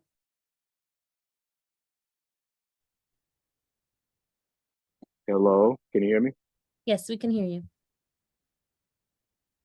Thank you so much. I'm Austin Russell. I'm a STEM coordinator and teacher from Atlanta and at the New School of Atlanta. Last year, we were able to take an unforgettable trip and experience to the Okefenokee Swamp as an entire school, where I witnessed firsthand the beauty, significance, and wonder of this natural resource. Our shared experience underscored the importance of preserving this unique ecosystem. The Okefenokee is crucial for maintaining biodiversity, safeguarding ecosystems. But more than that, one thing that I'll never forget is seeing the eyes of teenagers open up as they face their anxieties, their fears, as I watch their mental health release, as I watch their spirits dance, as I watch their souls have rest, as I watch their minds stop racing and be able to just relax and imagine, as I saw them be able to embrace paddling out from Stephen C. Foster Park, witnessing our first comet where we saw Comet C 2022 E3ZTF, and we actually saw it pass through the skies. We were able to see Venus and all types of constellations that we could never find anywhere else. Absolutely advocating for the preservation of the Okefenokee Swamp and its historic skies is crucial. Thank you, EPD, for the opportunity to encourage responsible actions by your agency, the EPD, and ensure that we can have continued protection of this invaluable natural resource. It is vital to preserve this for local communities, for all Georgians, and speaking on behalf of future generations to come. Let's unite and commit to the safeguard of this natural wonder. We met people from Germany that had traveled just for the Okefenokee Swamp. We traveled from Atlanta as an entire school just for the Okefenokee Swamp. And the gifts that we found there were immeasurable in our spirits and in our passions for life. I now know that my kids can face life with unbridled fear, curiosity, and courage that they need to be able to take life by the horns and explore it and live life to the fullest. And myself was gifted with the same privilege because of our trip to the Okefenokee Swamp. We've been other places. We apologize that we've had to mute you. We want to be respectful of everyone's time. We will now move on to the next person. David Kyler.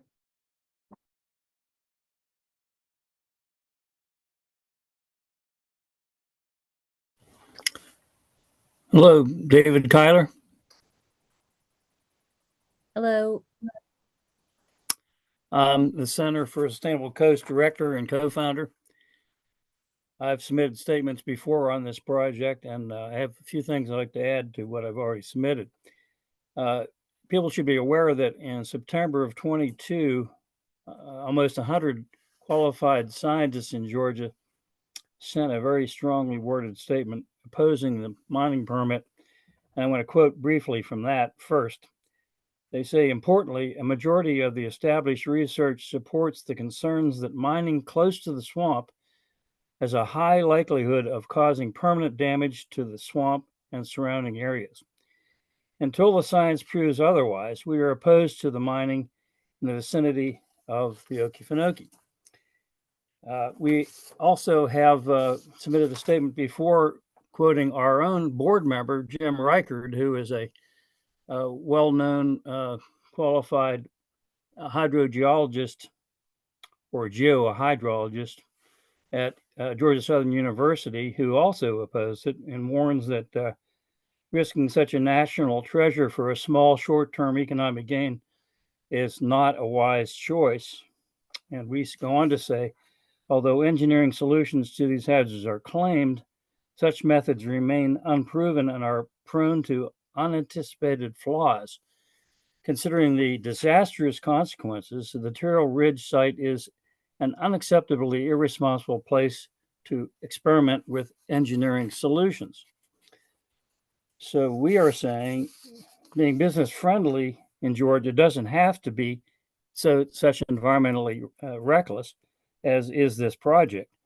By accommodating it, like people like Twin Pines, Georgia is continuing to create sacrifice zones that sacrifices the environmental quality of the area.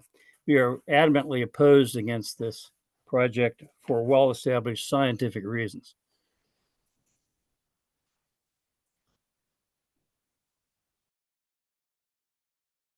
That is all the registered speakers. I will now turn the meeting over to Jamie to call on those who have their hands raised. For those in attendance, if you did not register, please raise your hand if you haven't already done so to indicate you would like to provide a comment. If you are using the telephone, please press *9 to raise your hand. We will start with Jonathan Dedick.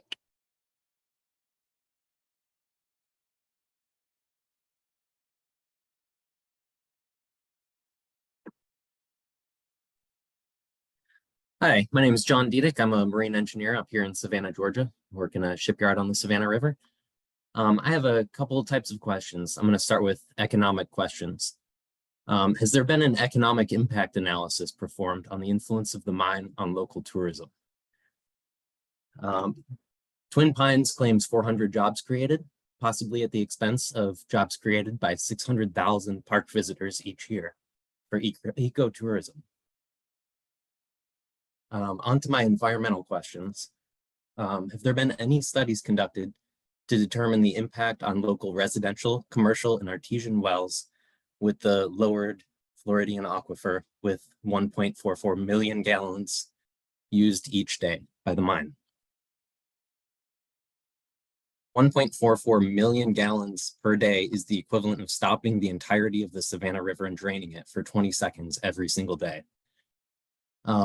Also, what effect will decreased freshwater flow have on endangered West Indian manatees? The other effect that lower water levels could have is increased wildfires. What influence would that have on another endangered species, the red cockaded woodpecker? Endangered species of animals is glamorous and commonly thought about. One thing that's usually not considered is critically imperiled and endangered species of plants. In the Okefenokee region, Hartwrightia and floodplain tickseed are critically imperiled plants that would be affected by lower water levels.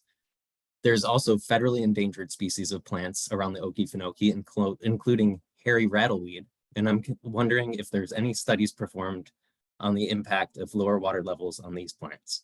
Thank you.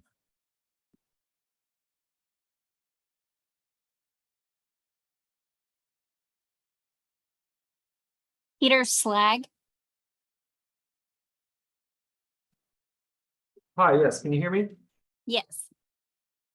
Hi, my name is Peter Slach. I'm an associate attorney with the Southern Environmental Law Center in Atlanta. And as a junior lawyer here, I've been spending a lot of long days and late nights recently wading into the weeds of this permit, looking at soil leach tests and river gauges and sturgeon studies and hydrological models and the Endangered Species Act and Georgia groundwater regulations and on and on. And we'll submit detailed technical comments on this permit when the time comes. But today I just want to briefly explain why I'm doing this, why I'm spending so much time. And I became an environmental attorney because I wanted to protect sacred places like the Okefenokee, but my purpose has become ever more clear recently upon learning that me and my wife are expecting a little baby Georgian in August. And I can see now when I close my eyes, in my mind's eye, I can see in such great color and detail, bringing a child down to the Okefenokee and cutting through the dark water and seeing the great ancient cypress trees and hearing the bellow of the gators.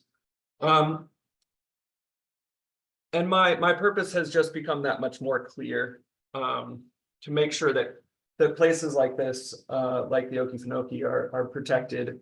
And I asked today that my state government, that EPD, join me in that mission to preserve the Okefenokee for those who have not yet come into this world. And thank you. Alex Scott.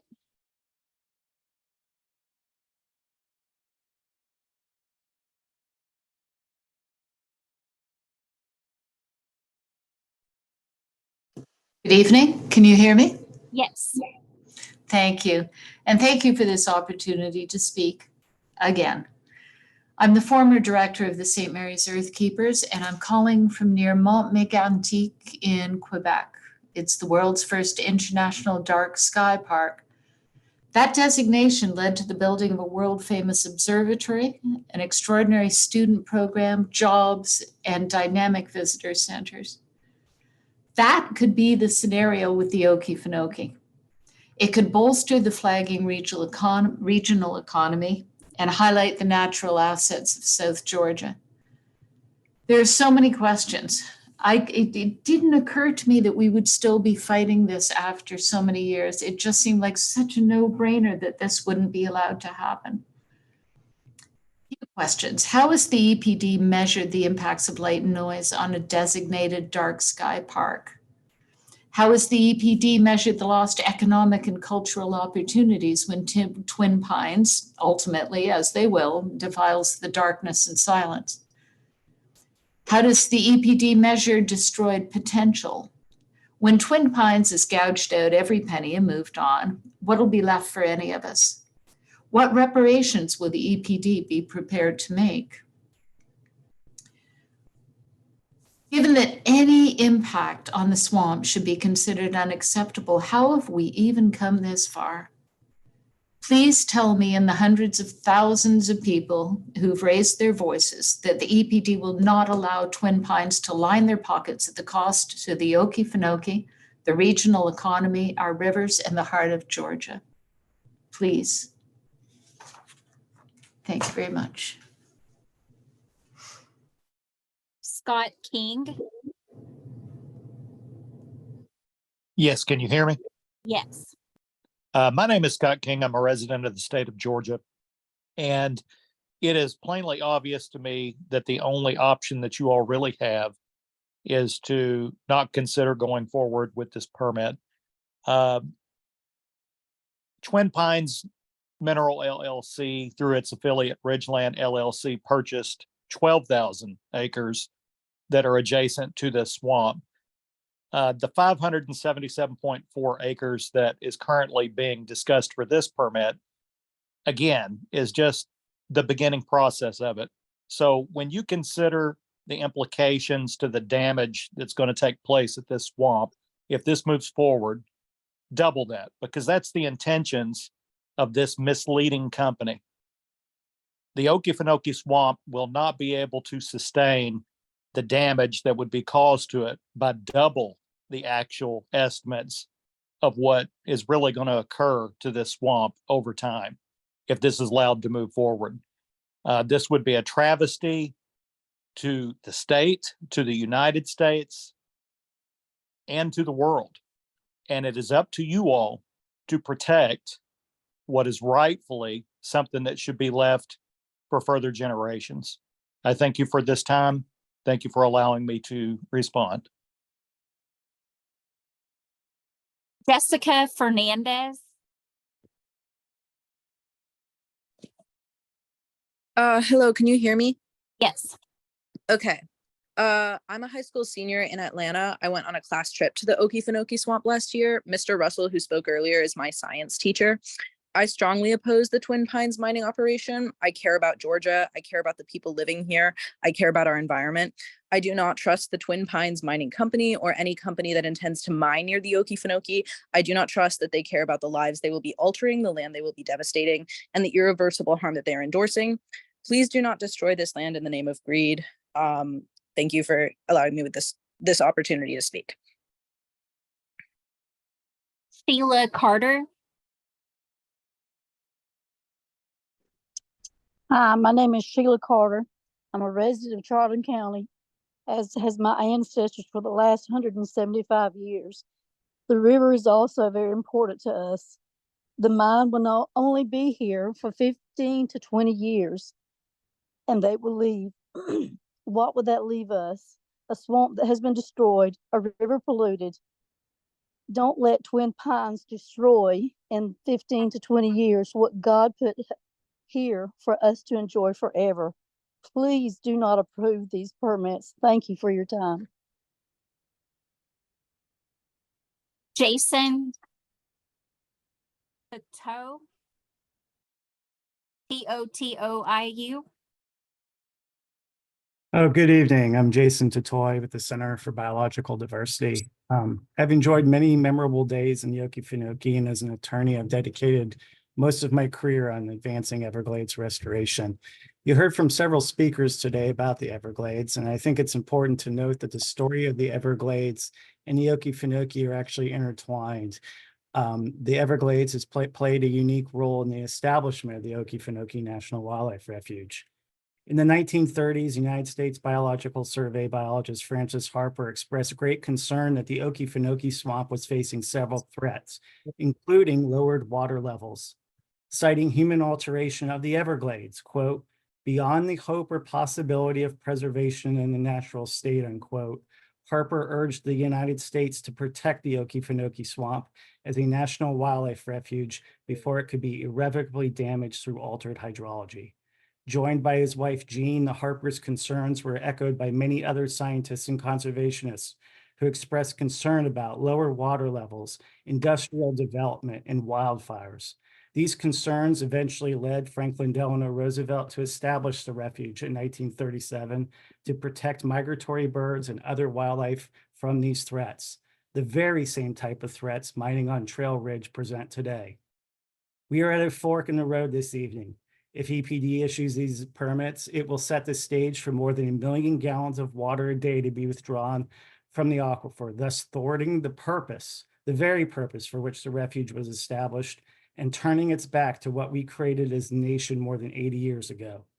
Or EPD can follow the science, honor the tireless work of biologists, concerned scientists, and elected officials who came before us, and protect this natural treasure for present and future generations. I urge you to choose the latter, deny the Twin Pines permit, and maintain the Okefenokee Swamp in its splendid, natural, and wild state. Thank you. Ann Piquigny. Hi, my name is Ann Pequini. I'm speaking tonight to express my concern about the impact of the water withdrawal on the wells of the surrounding communities, specifically St. George. The mining company is asking to remove and store 1.13 million gallons per day of superficial water from the mine pit. This constant pumping out of the ground is to support the mining company's experimental dragline mining method to keep 8 feet or less of water in the pit at all times. The water will be moved to management ponds, which will allow for the recycling of the water for other mining uses or to be evaporated out. This leaves the system at a net loss to the water budget. Instead of water flowing east and west of Trail Ridge to the swamp and river, water will flow into the mine pit. I have several questions. Has the mine company or EPD examined water withdrawal impacts on the surrounding community? Where are the private citizen wells in St. George and how deep do they go? Will the EPD provide support, training, and guidance for sampling of contaminants? Thank you.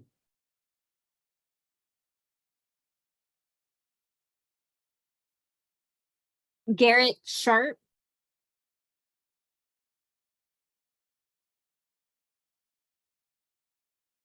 Garrett Sharp.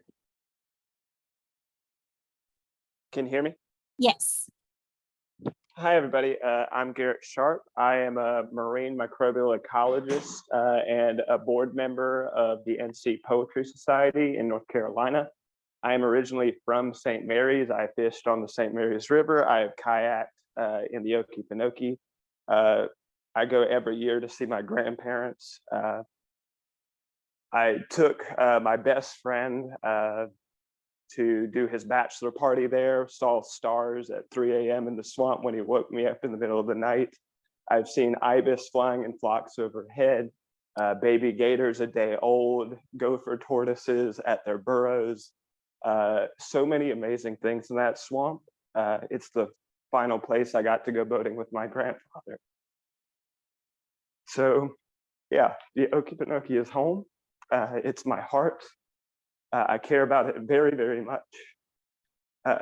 And the water that they want to use is not all under their property. It's our water. It's the Okefenokee's water. And are they going to use it for free? Will they pay for it? They won't. We will. And the Okefenokee will pay for it. If somebody were to take care of your child and could not guarantee that they would keep your child safe, would you let them take care of your child? And with this mind, will you let them take care of the Okefenokee when they have repeatedly shown that they will abuse regulations, that they will continue to threaten this swamp? When I go to the swamp, I leave with my cup overflowing with black water. If they get their way and harm the swamp, I fear that my cup and the cups of others will never overflow again. Thank you very much.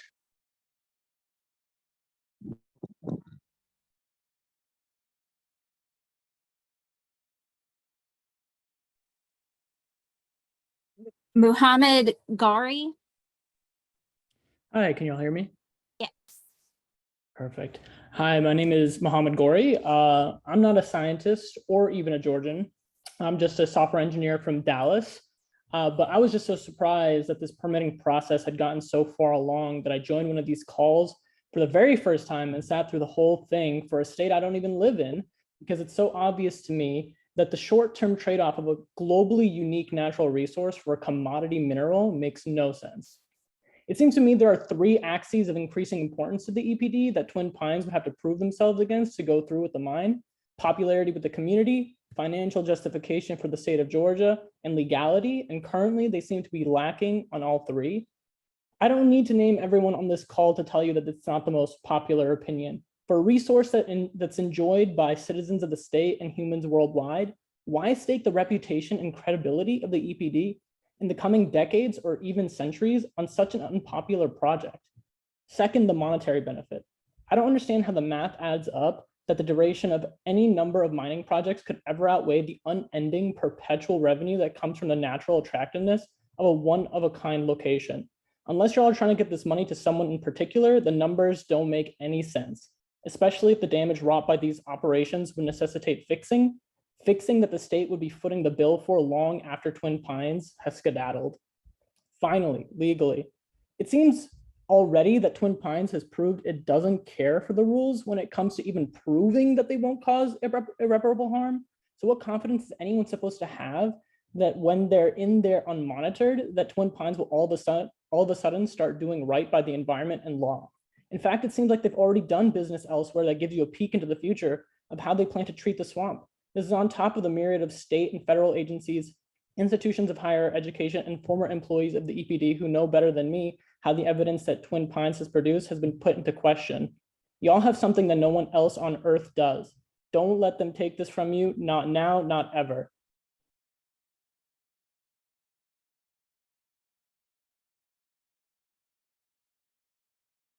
Christopher Watt. Hello, and thank you for the opportunity to comment tonight, as well as for your diligence in going through this comment process. My name is Christopher Watt, and I'm a 9th generation of my family to live in South Georgia. I'm a Master's of Environmental Management student at Duke's Nicholas School of the Environment, and I grew up visiting the Okefenokee and fishing there. I respectfully urge the Georgia EPD to deny mining permits. I want to echo the incredible ecological and natural treasure that it is, which underpins sustainable economic opportunities for the surrounding communities, recreational opportunities for visitors from around the world, and cultural significance to nearby residents and the indigenous peoples from the area. I recognize that EPD includes economic factors in this decision process. I'd like to ask Georgia EPD how the economic impacts of mining are factoring into their final decision. What economic analysis, if any, are being performed? What data is being used to conduct any economic analyses? What discount rate is being used in this analysis, if it is being conducted, to evaluate the benefits and cost of the proposed mine? Are the negative hydrological and ecological impacts of the proposed mine, as described by numerous scientists and hydrologists, being valued and considered in this analysis? Are the impacts of mining on tourism being estimated and considered? And are the estimated benefits of a hydrologically intact Okefenokee Swamp with UNESCO World Heritage Site designation and the sustainable economic opportunities it presents, as highlighted in the recent economic impact analysis by the Conservation Fund, which far exceed the life of the proposed mine, being considered? Thank you.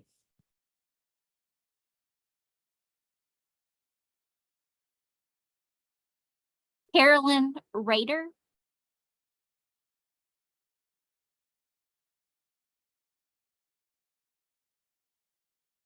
Carolyn Redder.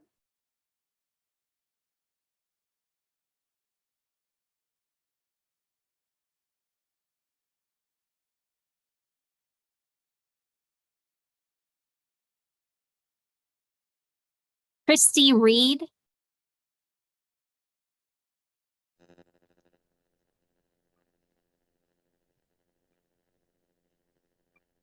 Christy Reed.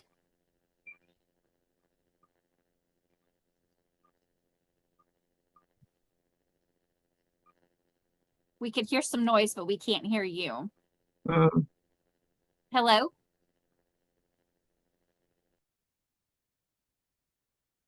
Carolyn Rader? I don't know if you can hear me. Yes, now we Oh, can. you can. Okay, great. Okay. Thank you so much. Yeah, my full name is Carolyn Henry Rader. I was not going to make a comment when I saw there were 200, but I'm inspired to do so, also to add to the work of the Center for Sustainable Coast and David Kyler's comments. My father, Vernon J. Henry, who, if you talk to anybody in EPD, will know his name, geologist for 40 years for state of Georgia. I was looking at his Geology of the Georgia Coast, New Georgia Encyclopedia. I think this is all you need to know. He says, the Okefenokee Swamp owes its existence to Trail Ridge, which is a long sand spit that was built southward across the mouth that was once a large coastal embayment. I don't think that's anything else you need to know. Do not mine Trail Ridge. Okefenokee Swamp owes its existence to it. Thank you. Christy Reed, we're going to come back to you.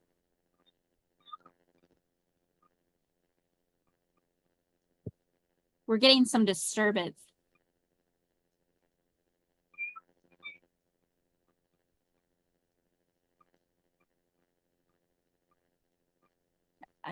I don't think we're going to be able to hear you. Charlie Burnett. As it stands, we are letting capital and the ruling class ruin our air, our water, and our land. Everything we need to exist is being poisoned for the sake of the rich. We are running out of potable water to drink and nutritious food to eat because of projects like this. And when we the people have nothing left to eat, we will eat the rich. Let this project and everyone who supports it be warned.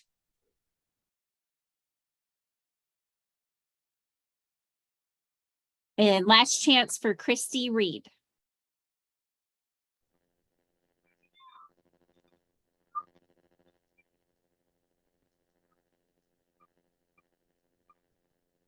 Unfortunately, we can't understand if you're speaking.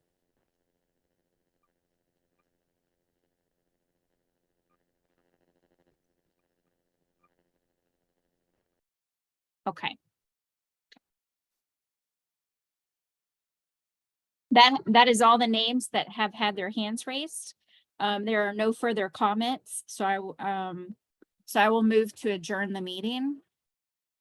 We thank you for your attendance at this public meeting. The division will consider these and all other relevant comments received throughout the public comment period that officially ends at 4:30 p.m. on Tuesday, April 9th, 2024. Again, EPD is asking the public to submit comments by the close of business on April 9th, 2024, to ensure their inclusion in the division's final decision of the draft permits. Thank you for your interest in protecting Georgia's environment and your participation in this process. The time is currently 9:13 p.m. and this meeting is now adjourned.